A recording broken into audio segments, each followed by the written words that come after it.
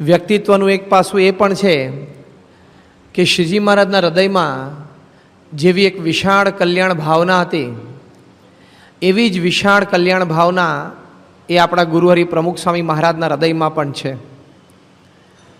શ્રીજી મહારાજે પોતે વાત કરી છે કે અમે તો 100 કરોડ મનવાર લઈને આવ્યા છીએ અને એટલા જીવનું અમારે કલ્યાણ કરવું છે. એટલી વિશાળ કલ્યાણ ભાવના એ શ્રીજી મહારાજની હતી. મહારાજે પોતે કારણીના 5મા વચનામૃતમાં વાત કરી છે. શ્રીજી મહારાજ કહે છે કે પોતાના જે પ્રેમી ભક્ત હોય તેના મનોરથ પૂરા કરવા એ જ ભગવાનને અવતાર ધર્યાનું પ્રયોજન છે અને એ ભેળું અસંખ્ય જીવનું કલ્યાણ પણ કરે છે ને ધર્મનું સ્થાપન પણ કરે છે. એટલે પોતાના પ્રેમી ભક્તોના મનોરથ પૂરા કરવા એ ભગવાન અને સંતને પૃથ્વી પર પધાર્યાનો મુખ્ય હેતુ છે. પણ એ મુખ્ય હેતુને સર કરતાં કરતાં એટલે કે એની સાથે સાથે પોતે ધર્મનું પણ સ્થાપન કરે છે અને આ વાત પણ શ્રીજી મહારાજે કરી કે અસંખ્ય જીવનું પોતે કલ્યાણ પણ કરે છે. એ પૃથ્વી પર આવીને ભગવાન આવું મોટું કાર્ય કરે છે.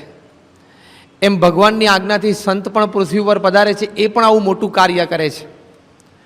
શ્રીજી મહારાજ એક વખત વિચરણ કરતાં કરતાં ધોરાજીમાં ભાદર નદીના કાંઠે પધાર્યા. મહારાજ પોતે માણકી ઘોડી ઉપર અસવાર હતા અને ઘોડી મહારાજે છેક નદીના કાંઠા સુધી લીધી. ભાદર તો બહુ પોળા પટવાળી નદી છે અને ચોમાસું હશે તે બંને કાંઠે વહેતી હતી.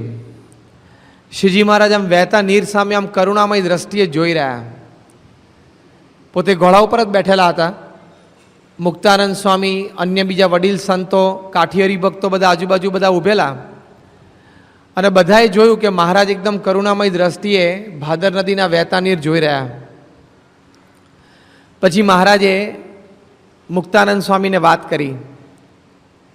મહારાજ કે જેમ કોઈ આ લોકનો સાવકાર શેઠિયો હોય અને વહાણ લઈને પરદેશ કમાવા માટે જાય તો અહીંથી વહાણ ભરીને માલ લઈ જાય અને ત્યાં પછી એ બધો માલ વેપારીઓને આપે અને વળતું જહાજ પણ ભરેલું લઈને આવે. તે પહેલાં તો એ હીરા મોતી ઝવેરાતથી ભરવાનો પ્રયત્ન કરે. એમ કરતાં જગ્યા રહી એટલે સોનું રૂપું ચાંદી ભરે. એમ કરતાં જગ્યા રહી તો કિંમતી પથ્થર રહે. એમ કરતાં પણ જો જગ્યા રહી તો લોઢું લાકડું ભરે અને છેવટે જો એમ કરતાં પણ જગ્યા રહી તો પથરા લઈને પણ એકવાર આવે પણ જહાજ ખાલી લઈને પાછું જ આવે નહીં. કારણ કે આમે ફેરો તો થયો જ છે. આટલું દ્રષ્ટાંત આપીને શ્રીજી મહારાજે વાત કરી. મહારાજ કે એમ અમે પણ આ સત્સંગરૂપી બહુ જ મોટું જહાજ લઈને પૃથ્વી ઉપર આવ્યા છે. તો સૌ પ્રથમ તો આ ઉત્તમ મુમુક્ષુરૂપી માલ અમે ભરશું. એમ કરતાં જગ્યા વધશે એટલે મધ્યમ મુમુક્ષુરૂપી માલ ભરશું. એમ કરતાં પણ જો જગ્યા ખાલી રહેશે તો કનિષ્ઠ મુમુક્ષુરૂપી માલ ભરીને અક્ષરધામમાં લઈ જશું. પણ અમે જહાજ લઈને આવ્યા છે તે ખાલી પાછું નહીં લઈ જઈએ. એટલી વિશાળ કલ્યાણ ભાવના શ્રીજી મહારાજના હૃદયમાં છે. અને પછી શ્રીજી મહારાજે મુક્તાનંદ સ્વામીનું કાંડું પકડ્યું. મહારાજ કે મુક્તાનંદ સ્વામી, આ ભાદર નદી ક્યાં સુધી વહે છે? ત્યારે મુક્તાનંદ સ્વામી કે મહારાજ, આ નદી અરબી સમુદ્રને કચ્છની ખાડીએ મળે છે. ત્યારે મહારાજ કે બસ મુક્તાનંદ સ્વામી, અમે પણ આજે સંકલ્પ કરીએ છીએ કે કચ્છની ખાડીથી માંડીને ઉજ્જૈન સુધી મારે એક જીવને નરકે જવા નથી દેવો. કેવો સંકલ્પ પૂર્ણ પુરુષોત્તમ નારાયણે કર્યો છે કે કચ્છની ખાડીથી માંડીને ઉજ્જૈન સુધી મહારાજ કે હું એક જીવને નરકે નહીં જવા દઉં. આને આ જન્મે કાં તો એનું કલ્યાણ કરીશ, કાં તો 2 જન્મે કરીને મારો સંતનો યોગ આપીને એને શુદ્ધ કરીશ અને છેવટે બાકી 3 જન્મે તો હું એને અક્ષરધામમાં લઈ જ જઈશ. પણ એક જીવને હું નરકે જવા નહીં દઉં. હું પૂર્ણ પુરુષોત્તમ નારાયણ પૃથ્વી ઉપર પ્રગટ થયો છું, તે મારું ઐશ્વર્ય સામર્થ્ય વાપરીને પણ હું જીવનું કલ્યાણ કરીશ. તો જો શ્રીજી મહારાજે આવો સંકલ્પ કર્યો કે કચ્છની ખાડીથી માંડીને ઉજ્જૈન સુધી મહારાજ કહે છે એક જીવને મારે નરકે નથી જવા દેવો, એટલે કે બધાનું કલ્યાણ કરવું છે. જો આવી એક વિશાળ કલ્યાણ ભાવના એ શ્રીજી મહારાજના અંતરમાં રહેલી છે. એમ આપણા ગુરુહરિ પ્રમુખ સ્વામી મહારાજ છે, એમના અંતરમાં પણ આવી વિશાળ કલ્યાણ ભાવના છે. 1991ની સાલમાં સ્વામીશ્રી મુંબઈ પધારેલા. સવારે પ્રાતઃ પૂજા પહેલાં ઠાકોરજીના દર્શન કરવા પધાર્યા. ઘનશ્યામ મહારાજના ખંડ સમક્ષ ઊભા ઘનશ્યામ મહારાજના દર્શન કરતા હતા અને ત્યાં દર્શન કરી રહ્યા અને બાજુમાં જ સાધુરામભાઈના નાના ભાઈ ઘનશ્યામભાઈ એ ઊભા હતા અને સંતોએ વાત કરી કે સ્વામી, આ ઘનશ્યામભાઈ રશિયા જાય છે પોતાના ધંધા માટે અને પહેલી જ વખત ત્યાં જાય છે. હવે એમને આશીર્વાદ આપો કે ધંધામાં સારી સફળતા રહે. એટલે સ્વામી એમને આશીર્વાદ આપ્યા અને પછી પૂજારી સંતને કહ્યું કે આ ઠાકોરજી ઘનશ્યામ મહારાજે હાર પહેર્યો છે, લાવો. એટલે પૂજારીએ ઘનશ્યામ મહારાજે બહુ સરસ બોરસલીનો હાર પહેરેલો એ સ્વામીશ્રીએ મંગાવડાયો અને ઘનશ્યામભાઈને પહેરાવ્યો. પહેરાઈને પછી પાછા ફરી વખત ખૂબ આશીર્વાદ આપ્યા કે ધંધો પાણી ખૂબ સારા ચાલશે. પછી જેવા ઘનશ્યામભાઈ આમ નમેલા હતા અને ઊભા થયા એટલે સ્વામીએ બંને હાથે હાર બે બાજુ પકડ્યો, એમની છાતી ઉપર હાથ અડાડ્યો, હાર અડાડ્યો અને એમના આંખ અને મસ્તક ઉપર અડાડ્યો. ઘનશ્યામભાઈને એમ થયું કે હું તો ઘણો ધન્ય થઈ ગયો. સ્વામી કે એની સુગંધ કેવી આવે તમે જો. એમ કરીને જાતે જ પોતે એ બોરસલીનનો હાર ઘનશ્યામભાઈએ પહેરી રાખેલો એમાં એક બાજુથી પકડીને ઘનશ્યામભાઈના નાક પાસે લઈ જઈને સુગંધ લેવડાવી અને પછી સ્વામી કે આ હાર અમે તમને સંકલ્પ કરીને આપીએ છીએ. તમે રશિયા જાઓ છો તો આ હાર તમે સાથે લઈ જજો. આ હાર તમે જે હોટલમાં ઉતરો ત્યાં બહાર મૂકી રાખજો. આ હારના જે દર્શન કરશે અને જેને સુગંધ આવશે એ બધાને શ્રીજી મહારાજ સત્સંગમાં મનુષ્ય દેહ આપશે. જો શ્રીજી મહારાજે જેવો વિશાળ સંકલ્પ કરેલો છે કે અનંતનું કલ્યાણ કરવું છે, એમ આપણા ગુરુહરિએ પણ એમના હૃદયમાં પણ શ્રીજી મહારાજ વસે છે. તો એમના હૃદયમાં પણ આ સંકલ્પ છે કે મારે તો મહારાજનો આશરો ઘણા બધાને કરાવવો છે. એક વિશાળ કલ્યાણ ભાવના એમના અંતરમાં પણ રહેલી છે. આ ભાવનાને આધારે જ સ્વામીશ્રીએ આ બોરસલીનો હારમાં આવો સંકલ્પ કર્યો. તો જો ભગવાન અને સંતના હૃદયમાં તો આવી એક વિશાળ કલ્યાણ ભાવના છે કે દરેકનું કલ્યાણ થાય.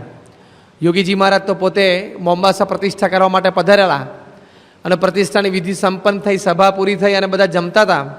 યોગીજી મહારાજ ઠાકોરજી જમાડવા પધાર્યા અને પછી આરામમાં જતા ત્યારે હરિભક્તો આવીને વાત કરી કે સ્વામી, રસોઈ તો ખૂટે એમ છે, બહુ બધા ગુણભાવીઓને બધા દર્શન કરવા આવ્યા છે, તો આપણે તો લાડુની રસોઈ કરી છે તો ખૂટશે.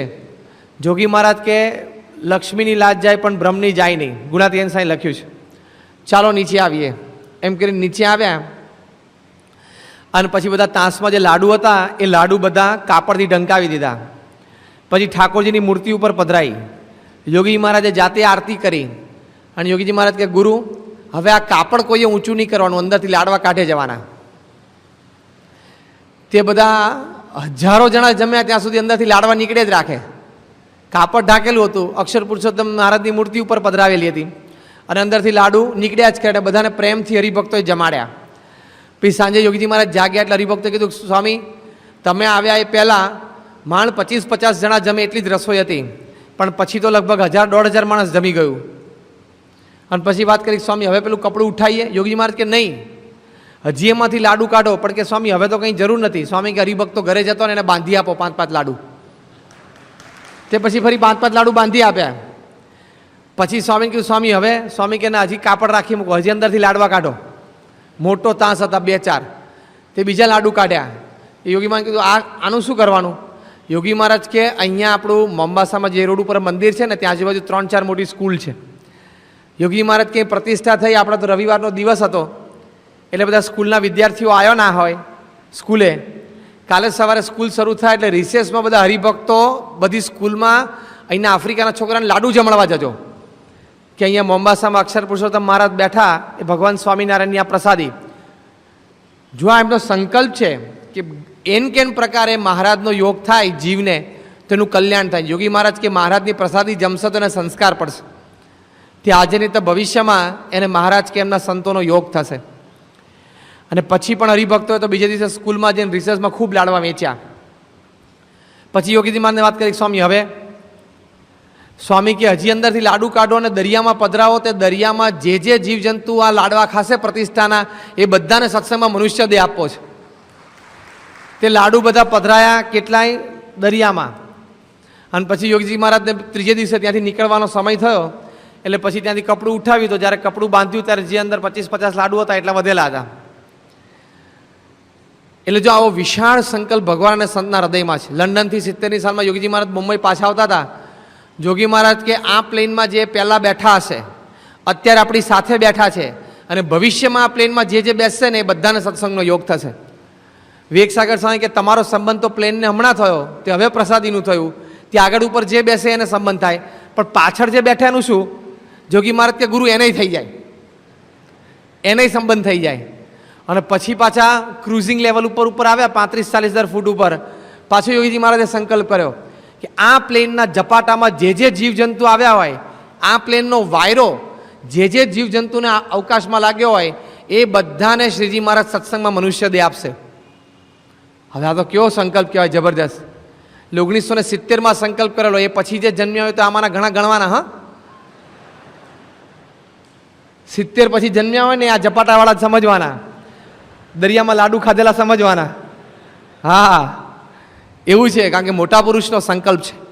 તો જો આવી વિશાળ કલ્યાણ ભાવના એ મોટા પુરુષના હૃદયમાં રહી છે, કારણ કે એમના ઈષ્ટદેવ શ્રીજી મહારાજના હૃદયમાં આ ભાવના છે. તો જેવી શ્રીજી મહારાજના હૃદયમાં એક વિશાળ કલ્યાણ ભાવના હતી, એવી જ ભાવના આજે આપણા ગુરુહરિ પ્રમુખ સ્વામી મહારાજના જીવનમાં અને એમના કાર્યમાં આપણને દેખાય છે. આ વિશાળ કલ્યાણ ભાવનાની સાથે સાથે જે એમના આશ્રિત છે, જે એમના શરણે આવ્યા છે, એમનું તો નિશ્ચય ચોક્કસપણે કલ્યાણ કરવું એ તો એમના હૃદયમાં જીવમાં દ્રઢ છે. એમનું તો કલ્યાણ થઈ જ રહ્યું છે. શ્રીજી મહારાજ એક વખત લોયા ગામમાં બિરાજમાન હતા, સુરા ખાચરના દરબારમાં. બહાર ઓસરીમાં સભા હતી, થોડા સંતો બેઠા હતા, પાછળ થોડા હરિભક્તો બેઠા હતા. દિવાળીના દિવસો હતા, અને તે વખતે સુરા ખાચરના દરજી બધા એમના નવા સીવવા આપેલા કપડાં લઈને આવ્યા. સુરા ખાચર સભામાંથી ઊભા થયા, શ્રીજી મહારાજની કથા વાર્તા ચાલુ હતી, અને દરજી પાસેથી કપડાં લઈ અને પૈસા આપી અને અંદર ચાલતા હતા. ત્યાં શ્રીજી મહારાજે સુરા ખાચરે બૂમ પાડી, સુરા શું આવ્યું? સુરા ખાચર કે મહારાજ આ તો દિવાળીના કપડાં છે. મહારાજ કે લાવો અમે જોઈએ. સુરા ખાચર કે મહારાજ મને મનમાં સંકલ્પ જ હતો કે તમે જો સ્પર્શ કરીને આને પ્રસાદી ના કરો તો બહુ સારું. મહારાજે બધા કપડાં હાથમાં લીધા. મહારાજ કે આ શું છે? તો કે મહારાજ આ તો મારી ચોયણી છે. તે મહારાજ આખી ચોયણી ખોલીને હવામાં ઊંચી કરી આમ શ્રીજી મહારાજે. હવે સુરા ખાચરની તો આમે વેસ્ટ લાઇન બહુ મોટી, ગર્થ, તે એટલે એમની ચોયણી એ બહુ મોટી, એમના થાઈઝ જાડા, એટલે આટલી જાડા એની એક એક બાંય થાય. શ્રીજી મહારાજે આમ સભામાં ઊંચી કરી ચોયણી, એટલે બધા ખડખડાટ હસ્યા. મહારાજ કે લાવો અમે પહેરીએ. શ્રીજી મહારાજે વસ્ત્રો તો પહેરેલા જ હતા. ફરી વખત સભામાં ઊભા થઈને શ્રીજી મહારાજ આખી સભા બેઠી છે અને પોતે પણ સુરવાલ પહેરેલો છે, એની ઉપર શ્રીજી મહારાજ આ ચોયણી પહેરી. પણ ભગવાને ચોયણી પહેરી. હવે સુરા ખાચરના તો થાઈઝ ને એની પિંડીને બધું એટલા જાડા, પણ મહારાજ આમ સભા સામું જોતા જોતા ચોયણી પહેરી તો મહારાજના બેય પગ એક બાઈમાં જતા રહ્યા. શ્રીજી મહારાજના બેય પગ એક જ બાઈમાં જતા રહ્યા. અને પછી સભામાં બધા હસવા લાગ્યા. મહારાજ કે શું હસો છો? સુરા ખાચર કે જુઓ તમે શું પહેર્યું છે. એટલે મહારાજ આમ નીચું જોયું ને તો એક ચોયણીના એક જ બાઈમાં બે પગ જતા રહ્યા, બીજી બાઈ આમ લબડે હવામાં. એટલે મહારાજ પોતે પણ ખડખડાટ હસ્યા. ત્યારે સુરા ખાચર કે એક ચોયણી પહેરતા તમને નથી આવડતું, તમે અમારું કલ્યાણ શું કરવાના? કારણ કે એમને તો બોલવાની છૂટ હતી શ્રીજી મહારાજ સાથે એકદમ, અને મહારાજનું એકદમ રમૂજી પાત્ર હતું. નિખાલસતાથી બંને શિષ્ય અને ભગવાન એકબીજા સાથે વર્તતા હતા. ત્યારે સુરા ખાચર કે મહારાજ એક ચોયણી પહેરતા તમને સરખું નથી આવડતું, એ ધ્યાન રાખીને તમે પહેરી નથી શકતા. આ 10, 15, 25 માણસ હાજર છે, તો તમે અમારું કલ્યાણ શું કરવાના? ત્યારે શ્રીજી મહારાજ એકદમ ભાવમાં આવી ગયા અને પોતાના જમણા હાથની આમ ચપટી વગાડી. મહારાજ કે સુરા, કલ્યાણ તો આમ કરી દેશું, એમાં શું મોટી વાત છે? અનંત જીવને અક્ષરધામમાં બેસાડવા એ અમારી માટે આ ચપટી જેટલી વાત છે. અમે સંકલ્પ કરીએ ને એક બ્રહ્માંડ તો શું, અનંત કોટી બ્રહ્માંડના જીવ પ્રાણી માત્ર બધા અક્ષરધામમાં બેસી જાય. અમે ધણી છીએ, અમે ધારીએ કરીએ. એટલા ભાવમાં આવીને શ્રીજી મહારાજે બધી વાત કરી. તો જો પોતાના જે આશ્રિત છે, પોતાને શરણે જે આવ્યા છે, એનું તો નિશ્ચય કલ્યાણ ભગવાન અને સંત કરે છે કે કલ્યાણ તો આમ કરી દેશું. અને સાથે સાથે સહજ છે એમની માટે કોઈ એમને પરિશ્રમ પુરુષાર્થ કરવો પડતો નથી. એમ આપણા ગુરુહરિ પ્રમુખ સ્વામી મહારાજ છે, એ પણ મહારાજને આશરે અને પોતાના આશરે જે ભક્તો છે એમનું નિશ્ચય કલ્યાણ કરશે. જેમ શ્રીજી મહારાજ માટે અક્ષરધામની પ્રાપ્તિ કોઈ જીવને કરાવવી એ સહજ છે, એમાં આપણા ગુરુહરિ પ્રમુખ સ્વામી મહારાજને પણ કોઈ પણ જીવને ગમે તેવો પામર પતિત જીવ હોય પણ એને અક્ષરધામની પ્રાપ્તિ કરાવી એ મહારાજના પ્રતાપે એમને અતિ મહારાજની જેમ જ સહજ છે. પ્રમુખ સ્વામી મહારાજ સારંગપુરમાં હતા અને વિદ્યાનગરથી ભગવતચરણ સ્વામીએ સ્વામીને ફોન કર્યો કે બાપા મારે એક કામ છે ને તમને મળવા માટે આવવું છે તો હું ક્યારે આવું? એટલે સ્વામીએ કીધું કે કાલ સવારે તમે આવજો અને બપોર સુધીમાં આપણે મળી લેશું. બીજે દિવસે વહેલી સવારે વિદ્યાનગરથી નીકળ્યા અને બાપાના પૂજાના સમયે સારંગપુર પહોંચ્યા. સ્વામીએ પણ ઠાકોરજીના દર્શન કરતી વખતે એમને જોઈ લીધા, મળી લીધો, આશીર્વાદ આપી દીધા. પછી સ્વામી કહે કે આપણે બપોર હમણાં વાત કરી લઈએ. પછી તો પૂજા પૂરી થઈ, અલ્પાહાર કર્યો, હરિભક્તોને મળ્યા, અંદર ગયા, સ્નાન કર્યું, બેઠા. એક બે અગત્યના ફોન ફેક્સ આવ્યા, પત્રો વાંચવાના થયા, એમ કરતાં કરતાં 12 સવા 12 થઈ ગયા. 2 વખત ભગવતચરણ સ્વામીએ ધર્મચરણ સ્વામી યાદ કર્યો કે જો સ્વામીની અનુકૂળતા હોય તો મળી લઉં. ધર્મચરણ સ્વામી કે અત્યારે તો ફેક્સ અગત્યના 2-3 આવ્યા છે ને વાંચે છે, બપોર પછી રાખે. તો કે સારું. પછી બપોર થઈ ગઈ, જમી લીધું, સ્વામીએ હરિભક્તોને મળી લીધું. પછી પાછો સાંજનો સમય થયો તો સ્મૃતિ મંદિરે પ્રદક્ષિણા કરવા ગયા, પાછા આવ્યા, આસન કર્યા, બેઠા, જમ્યા, હરિભક્તોને મળીને પાછા અંદર ગયા. ધર્મચરણ સ્વામીને કહ્યું ભગવત સ્વામીએ કે હું પૂજા લીધા વગર આવ્યો છું, મારે તો ખાલી અડધો કલાકનું જ કામ છે, મારે તો રાત્રે નીકળવું છે ને રાત્રે મોડું થશે તો વિદ્યાનગર પહોંચતા કેટલી બધી વાર લાગશે, તમે સ્વામીને કહો મારે તો 20-25 મિનિટમાં બધું પતી જશે. ધર્મચરણ સ્વામી કે પાછા અગત્યના ફેક્સ મેં પત્રો લઈને બેઠા છે એટલે હમણાં તો બોલાશે નહીં. અને પેલા બહાર ભગવતચરણ સ્વામી આટા મારે. એટલે પછી 10 સવા 10 થયા ને એટલે સ્વામી તો એકદમ બધું જ ધ્યાન રાખે છે, બધું જ યાદ રહે છે. 85 વર્ષની ઉંમરે પ્રમુખ સ્વામી મહારાજે કોઈ દિવસ કોઈ સેક્રેટરીની મદદ નથી લીધી. બીજા બધા એમને સામેથી યાદ કરાવે બરોબર છે, બાકી એમને જરૂર નથી. કોઈ પેન નથી રાખતા, કોઈ ડાયરી નથી રાખતા, કોઈ મોબાઈલ ફોન નથી રાખતા, કોઈ લેપટોપ પામટોપ કશું જ નથી રાખતા. એમને ચાલે છે ને એમને આવે છે.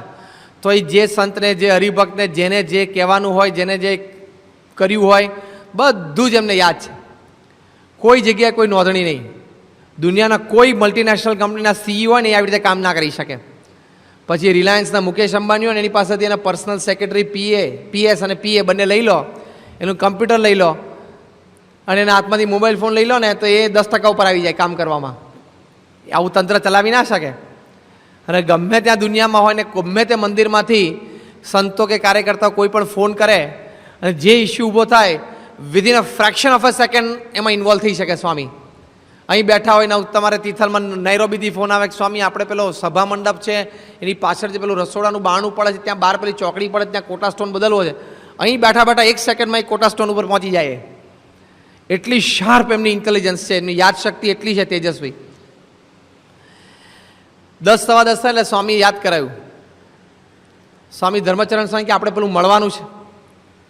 હવે એક બાજુ એમનો જીવનનો આ એક દ્રષ્ટિકોણ છે અને બીજી બાજુ પાછું લીલા ચરિત્ર કરવા ભગવાન અને સંતે એ પણ એમની માટે કમ્પલસરી સબ્જેક્ટ છે. ભગવાન અને સંત મનુષ્ય દેહ ધારણ કરે એટલે લીલા ચરિત્ર કરવા એ કમ્પલસરી છે, ઇટ ઇઝ મેન્ડેટરી. અને સામે આપણે એમાં દિવ્ય ભાવ રાખવો એ પણ કમ્પલસરી છે. બે કમ્પલસરી સબ્જેક્ટમાં જ આવે છે, નો ઓપ્શન્સ. સ્વામી ધર્મચરણ સ્વામી કે આપણે પેલાને મળવાનું છે ને બોલાવો ને. ધર્મચરણ સ્વામી કે કોને? સ્વામી કે આપણે પેલાને મળવા માટે બોલાયા છે, એને આપણને ફોન કર્યો હતો. ધર્મચરણ સ્વામી તો જાણતા હતા કે 2-5 હરિભક્તો પણ પરદેશથી આવ્યા છે તો કોની વાત કરતા હશે. સ્વામી કે આપણે પેલા ભાઈ આવ્યા છે ને બોલાવો ને, ગઈકાલે આપણને ફોન કરેલો. ધર્મચરણ સ્વામી કે કોણ ભાઈ? સ્વામી કે પેલા ભાઈ આપણે ખેડાથી આવ્યા છે એ. ચોથું વાક્ય આવું બોલ્યા ને આ સંદર્ભમાં તો પણ ધર્મચરણ સ્વામીથી પકડાયું નહીં, સાજી કોઈથી ન પકડાય. સ્વામી કે આપણે પટેલ આવ્યા છે આપણને મળવા માટે. સ્વામી ભગવતચરણ સ્વામીને પટેલ કહે છે. હા તો તમને વચ્ચે એક ખાનગી વાત કરી દઉં. સંતોના દીક્ષા નામ તો પ્રમુખ સ્વામી મહારાજે પાડ્યા, પણ ઘણા બધા સંતોના ઉલામણા નામ પણ પ્રમુખ સ્વામી મહારાજે પાડ્યા છે. અમારે એક સંતને જમણા કાને થોડું ઓછું સંભળાય તો સ્વામી એને બેરીઓ કહીને જ બોલાવે છે. પણ એ પણ ભગવાન અને સંતનું વાલ છે, એનો પ્રેમ છે. જેમ મા બાપ એના દીકરાનું હુલામણું નામ પાડે એમ પ્રમુખ સ્વામી મહારાજ આપણા મા બાપ છે. એ પણ જેમ કરીને જીવને પોતાનામાં હેત થાય એ રીતે વર્તતા હોય, બોલતા હોય. એક બહુ એમની એક વિશાળ દ્રષ્ટિ છે. પણ સ્વામી કે પેલા પટેલને બોલા ધર્મચરણ સ્વામી કે ભગવત સ્વામીની વાત કરતો. સ્વામી કે હા બસ એને બોલાવો કે. બોલાયા, બેઠા, મળ્યા, વાતચીત પૂરી થઈ. પછી સ્વામી ઊભા થતા હતા અને બાથરૂમ તરફ ચાલ્યા કાને જનોઈ ચડાઈને. પાછળથી ધર્મચરણ સ્વામી ભગવત સ્વામીને કહ્યું કે આવો પ્રસંગ બની ગયો, સ્વામીને તમારું નામ યાદ નહોતું આવતું. અને સ્વામી કે પેલા ભાઈને બોલાવો, પેલા પટેલને બોલાવો એમ બોલતા હતા. ભગવતચરણ સ્વામી કે ના હોય, તો કે હા. ભગવત સ્વામી કે વાત છે, હમણાં બાથરૂમ કરીને બહાર આવે એટલે કહું કે છે. એટલે એમને બહુ અત્યંત સખાભાવ છે, જેમ સુરા ખાચર અને શ્રીજી મહારાજ સાથે હતો, એકદમ સખાભાવથી સ્વામી સાથે વાત કરે. એટલે સ્વામીને આવ્યા, એ કાને આમ જનોઈ ચડાયેલી હતી, અને બાથરૂમની બહાર જેમ બારણું ખોલ્યું, બાથરૂમની બહાર પગ મૂક્યો રૂમમાં, ત્યાં ભગવતચરણ સ્વામી સામે જઈને ઊભા રહ્યા, અને પેટ ઉપર હાથ મૂકીને ઊભા રાખી દીધા સ્વામીને. અને સ્વામીને કે આ ધર્મચરણ સ્વામી મને વાત કરે છે, વાત સાચી? સ્વામી કે શું? કે તમારું નામ ભૂલી ગયેલા? સ્વામી કે આ તો પેલું કામમાં હતો ને પત્ર લેખન કરતો એટલે જરા ખ્યાલચૂક થઈ ગયો હશે. શું ખ્યાલચૂક થઈ ગયો હશે કે છે? આ 81ની સાલથી હું સાધુ થયા 15 વર્ષ થયા, અને આટલો તમારી સાથે વ્યવહાર કરું છું ને એક નામ ભૂલી જાઓ છો, તો તમારી પાસે કલ્યાણનો વિશ્વાસ કેમ રાખવાનો? તમે કલ્યાણ શું કરશો અમારું કે છે? સુરા ખાચરે શ્રીજી મહારાજે શું કહેલું કે પાયજામો પહેરતા નથી આવડતો, કલ્યાણ શું કરશું? ભગવતચરણ સ્વામી પ્રમુખ સ્વામી મહારાજને કે અમારું નામ ભૂલી જાઓ છો તમે કલ્યાણ શું કરશો? જે રીતે શ્રીજી મહારાજ ભાવમાં આવીને બોલેલા, એવી જ રીતે પ્રમુખ સ્વામી મહારાજે પોતાના જમણો હાથ ઊંચો કરીને ચપટી વગાડી. સાંઈ કે પટેલ કલ્યાણ તો આમ કરી દેશો, એમાં શું મોટી વાત છે? કે એકદમ સાહજિક જે શબ્દો શ્રીજી મહારાજ બોલ્યા હતા એ જ શબ્દો પ્રમુખ સ્વામી મહારાજ પણ બોલ્યા. સ્વામી કે પટેલ કલ્યાણ તો આમ કરી દેશો. પછી પોતે વાત કરી. સ્વામી કે પટેલ શ્રીજી મહારાજની સાક્ષાત પ્રાપ્તિ થઈ છે. ભગવાન અને સંત આ મનુષ્ય દેહ કરીને મળેવા નથી, એ મળ્યા છે. પછી કોઈ વાતે ખામી ન રહેવા દે. આને આ દેહ આપણે અક્ષરધામમાં જ બેઠા છીએ. તો જો આવી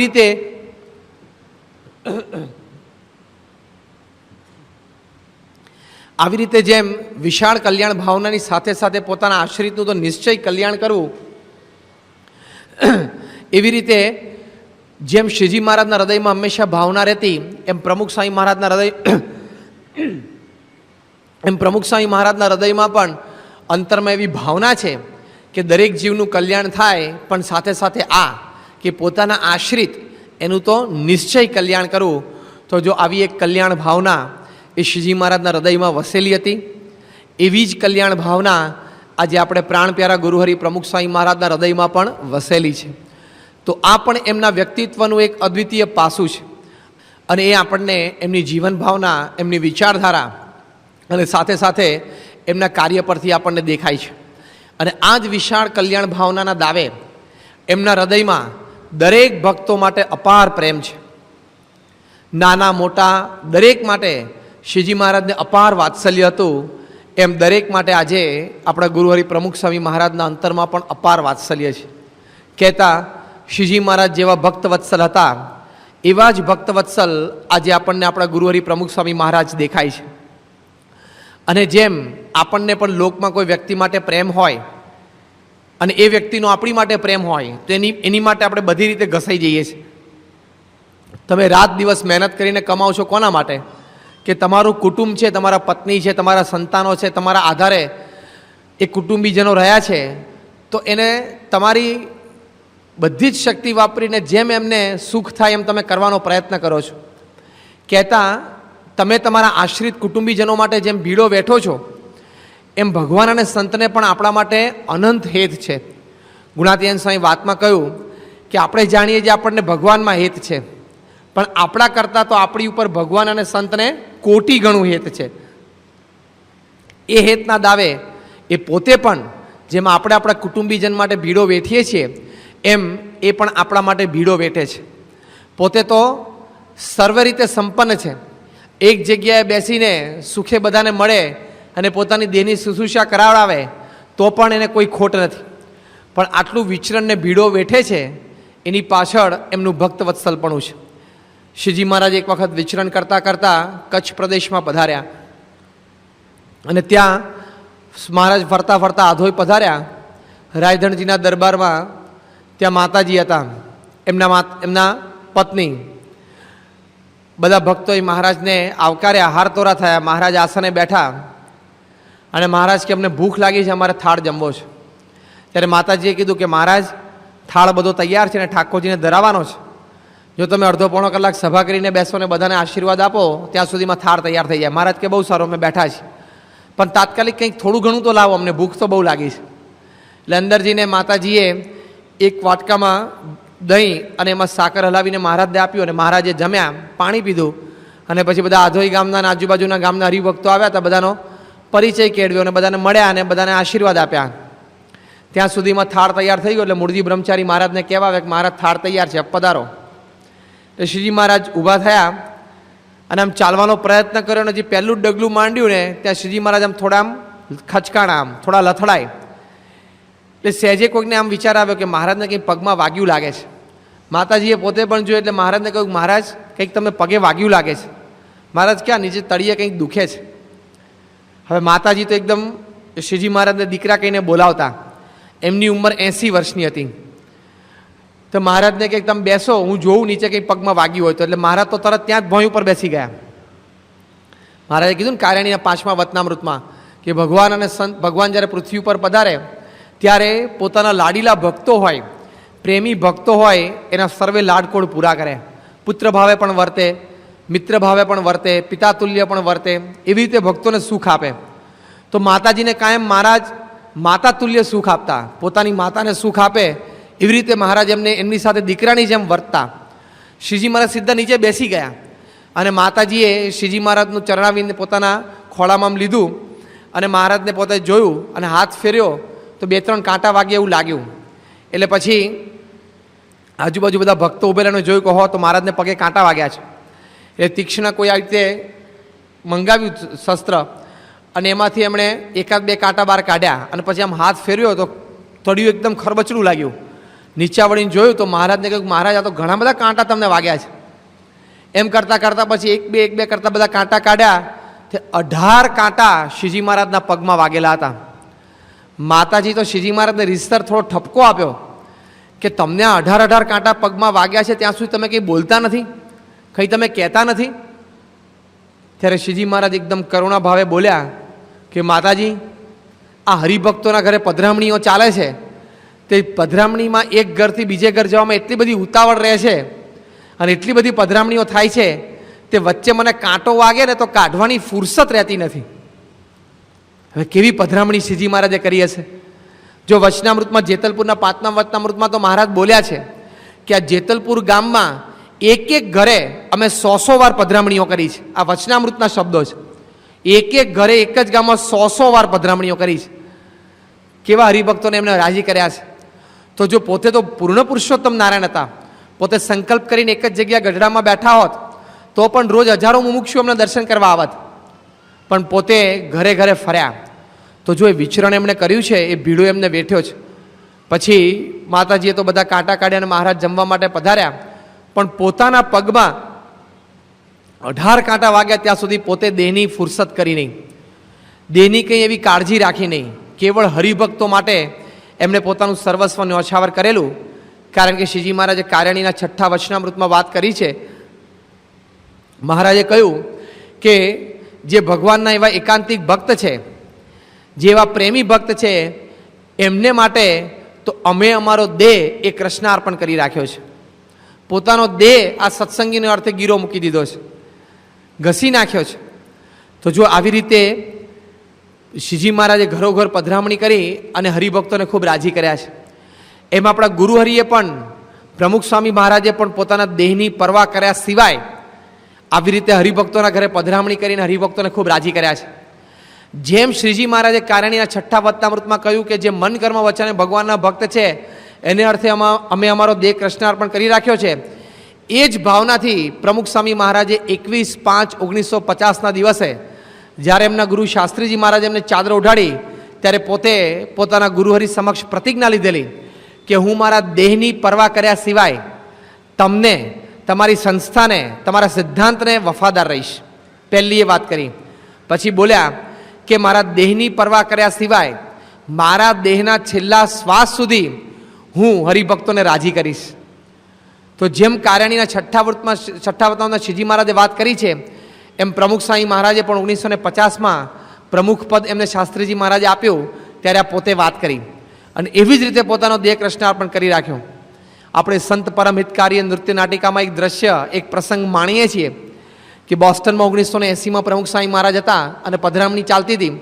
એમાં એક જગ્યાએ હરિભક્તના ઘરેથી બહાર નીકળ્યા અને બોજડી પહેરવા જતા હતા. એમાં ડાબો પગ જમણી મોજડીમાં, જમણો પગ ડાબી મોજડીમાં નાખવાનો પ્રયત્ન કરતા હતા. વિવેક સાગર સ્વામી બાજુ ઊભા હતા અને સ્વામીને કે સ્વામી આ મોજડી તમારી આ બાજુ છે, આ બાજુ પગ નાખો ડાબી બાજુનો. ત્યારે સ્વામી સાહજિક બોલ્યા કે મને દેખાતું નથી. વિવેક સાગર સ્વામીને આશ્ચર્ય થયું, તમને આટલું નજીકનું નથી દેખાતું? સ્વામી કે નથી દેખાતું, આમ અંધારું આવી જાય છે. ત્યારે વિવેક સાગર સ્વામી કે ચાલો સીધા ઉતારે. સ્વામી કે ના, હજી 3-4 હરિભક્તોના ઘરે પધરામણી બાકી છે, આપણે પતાવીને જઈએ. વિવેક સાગર સ્વામી કે પધરામણી તો પછી એ કરીશું, પણ પહેલાં તમારી આંખ ચેક કરાવી લઈએ. કેસી પટેલને વાત કરી, આપણા પ્રમુખને, અને એમણે બધા જ વડીલોએ નિર્ણય લઈને સ્વામીને પાછા ઉતારે લઈ ગયા. અને ત્યાં ડૉક્ટર પાસે પછી ત્યાં મેસેચ્યુસેટ્સ જનરલ હોસ્પિટલમાં લઈ જઈને ડૉક્ટર હચિન્સન પાસે બતાવ્યું. ત્યારે ખબર પડી કે પ્રમુખ સ્વામી મહારાજને મોતૈયો તો પાકી ગયો છે.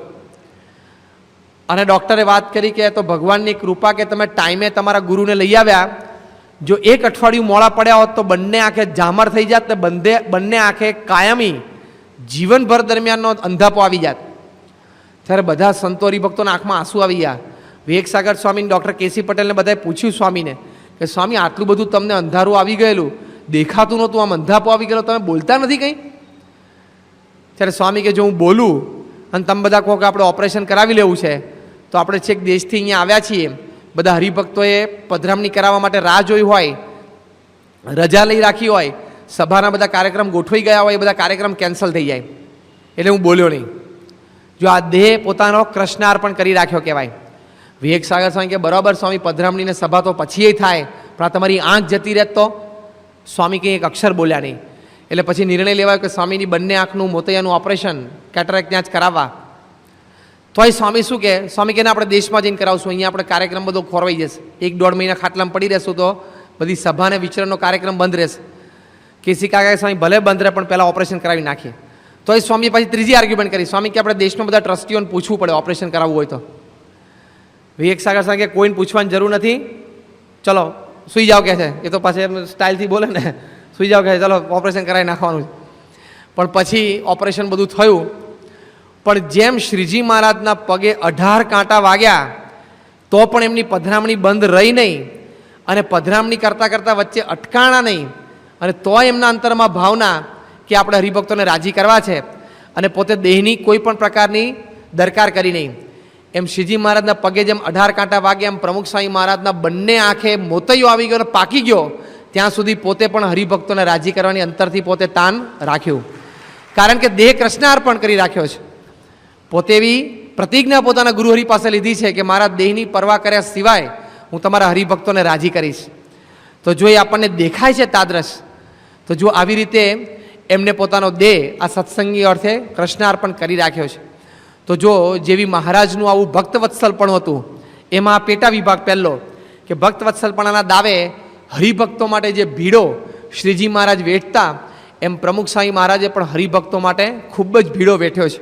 77ની સાલમાં જે પ્રમુખ સ્વામી મહારાજે અમેરિકામાં વિચરણ કરેલું, આમ દીવો ત્યાં દાથન નહીં, એ વાત આપણે ગઈકાલે કરેલી. એટલું જબરજસ્ત વિચરણ પ્રમુખ સ્વામી મહારાજે કર્યું છે. અમુક વસ્તુ તો આપણા સંપ્રદાયમાં આપણને અત્યારે આમ સત્ય છે, હકીકત છે, પણ આમ આપણું અંતર આમ માની ન શકે એવી વાતો બનેલી છે. શ્રીજી મહારાજનું ઐશ્વર્ય અને સમાધિ પ્રકરણ આપણને ઘણા બધા એમ થાય કેમ હશે. ગુણાતીયાન સ્વામીની વાતો કરવાની શ્રદ્ધા 8 પુરાણીઓ રાખેલા, એ આપણને આમ આશ્ચર્ય લાગે, મનાય નહીં. ભગતજી મહારાજની સાધના, એમનું તપ, એ મનાય નહીં. શાસ્ત્રીજી મહારાજની અળગ નિષ્ઠા, એમનું જે ખમીર, એ સામાન્ય મનુષ્યના ગજાની બહારની વસ્તુ છે. યોગીજી મહારાજનો જે નિસ્વાર્થ પ્રેમ, કે જે વ્યક્તિ એમના જીવનમાં હંમેશા ઘૃણા, હંમેશા તોછડાય, એનો જ અનુભવ કર્યો છે એમના ગુરુ થકી, એ વ્યક્તિમાં આટલો નિસ્વાર્થ પ્રેમ પાંગરે એ શક્ય નથી. એટલે યોગીજી મહારાજનો પ્રેમ મનાય નહીં. એમ પ્રમુખ સ્વામી મહારાજનું વિચરણ પણ ભવિષ્યની પેઢી માની નહીં શકે કે એક મનુષ્ય દેહ કરીને 51 વર્ષની ઉંમરે એમને ધર્મધુરા સંભાળી અને પછી આવું જબરજસ્ત વિચરણ કર્યું હોય. It's a staggering world record, એક વિશ્વ વિક્રમ છે. કોઈ એક વ્યક્તિ આટલા બધા દેશોમાં, આટલા બધા ગામડાઓ ફરે, આટલા બધા વ્યક્તિઓને વ્યક્તિગત મળે, આટલું મોટું કાર્ય પૃથ્વી ઉપર કરી બતાવે, અને એ બધાની પાછી વચ્ચે પોતાની સાધુતા, નિયમ ધર્મ, એમાં લેશ પણ ફેર પડવા ના દે. એટલે આ પણ એક એમના જીવનની એક અદ્વિતીય સિદ્ધિ છે. પણ જો કહેવાનું શું કે પ્રમુખ સ્વામી મહારાજનું વિચરણ પણ મનાવવું એ અત્યંત અશક્ય છે. આપણે તો 2 દિવસ જો પ્રમુખ સ્વામી મહારાજ જ્યારે એમના હેક્ટિક શેડ્યુલમાં હતા, 70ના દાયકામાં અને 80ના દાયકામાં, ત્યારે જો 2 દિવસ ફર્યા તો ત્રીજે દિવસે આપણે કે હવે આપણે લબા ચાલીને પાછા ઘેર, ફાવે જ નહીં. રોજના 3-3, 4-4, 5-5 ગામ, અમુક વખતે 8 ગામ, 10 ગામ, 11 ગામ, 13 ગામનો રેકોર્ડ છે. પ્રમુખ સ્વામી મહારાજ એક દિવસમાં એક વખત 13 ગામ, 4 જાહેર સભાઓ અને 70 પધરામણીઓ કરેલી. ત્યારે એમની ઉંમર 59 વર્ષની હતી. 59 વર્ષની કોઈ પણ વ્યક્તિને આવો દિવસ એક ફોલો કરાવડાયો હોય ને તો પછી 10 દિવસ સુધી માંદો રહે, ઊભો ના થાય. પણ જો પ્રમુખ સ્વામી મહારાજે આવું વિચરણ કર્યું છે એમનું ભક્ત વત્સલપણું છે. તો હરિભક્તો માટે જેમ શ્રીજી મહારાજ ભીડો વેઠતા એમ પ્રમુખ સ્વામી મહારાજ પણ પોતે હરિભક્તો માટે આટલો બધો ભીડો વેઠે છે. શ્રીજી મહારાજે પોતે અંત્યના 21મા વચનામૃતમાં વાત કરી છે. મહારાજ કહે છે કે જેનો દ્રઢ સત્સંગ હોય તેને ગમે તેવા દુઃખ આવી પડે તથા ગમે તેટલું સત્સંગમાં અપમાન થાય પણ તેનું કોઈ રીતે સત્સંગમાંથી મન પાછું પડે નહીં. એવા જે દ્રઢ સત્સંગી વૈષ્ણવ છે તે જ અમારે તો સગાવાલા છે ને તે જ અમારી નાત છે ને આ દેહ કરીને પણ એવા વૈષ્ણવ ભેળું જ અમારે રહેવું છે. એટલે મહારાજ કહે છે કે જે ખરેખરા સત્સંગી છે અને ગમે તેવું એનું સત્સંગમાં માન અપમાન થાય તો પણ સત્સંગમાંથી પાછો પડે નહીં અને ગમે તેવું દુઃખ આવી પડે તો પણ એનો સત્સંગ દ્રઢ રહે. એવા જે સત્સંગી છે એની માટે શ્રીજી મહારાજ શું કહે છે? ભગવાન પોતે કહે છે કે એ જ અમારે તો સાચા સગાવાલા છે, એ જ અમારી નાત છે. અને મહારાજ શું કહે છે કે આ દેહ કરીને પણ અમારે એવા વૈષ્ણવ ભેળું જ રહેવું છે. આવા સત્સંગી આપણને બનાવવા છે શ્રીજી મહારાજે. અને એવા જે સત્સંગી છે એની માટે શ્રીજી મહારાજ કહે છે કે એ તો અમારા સગાવાલા છે.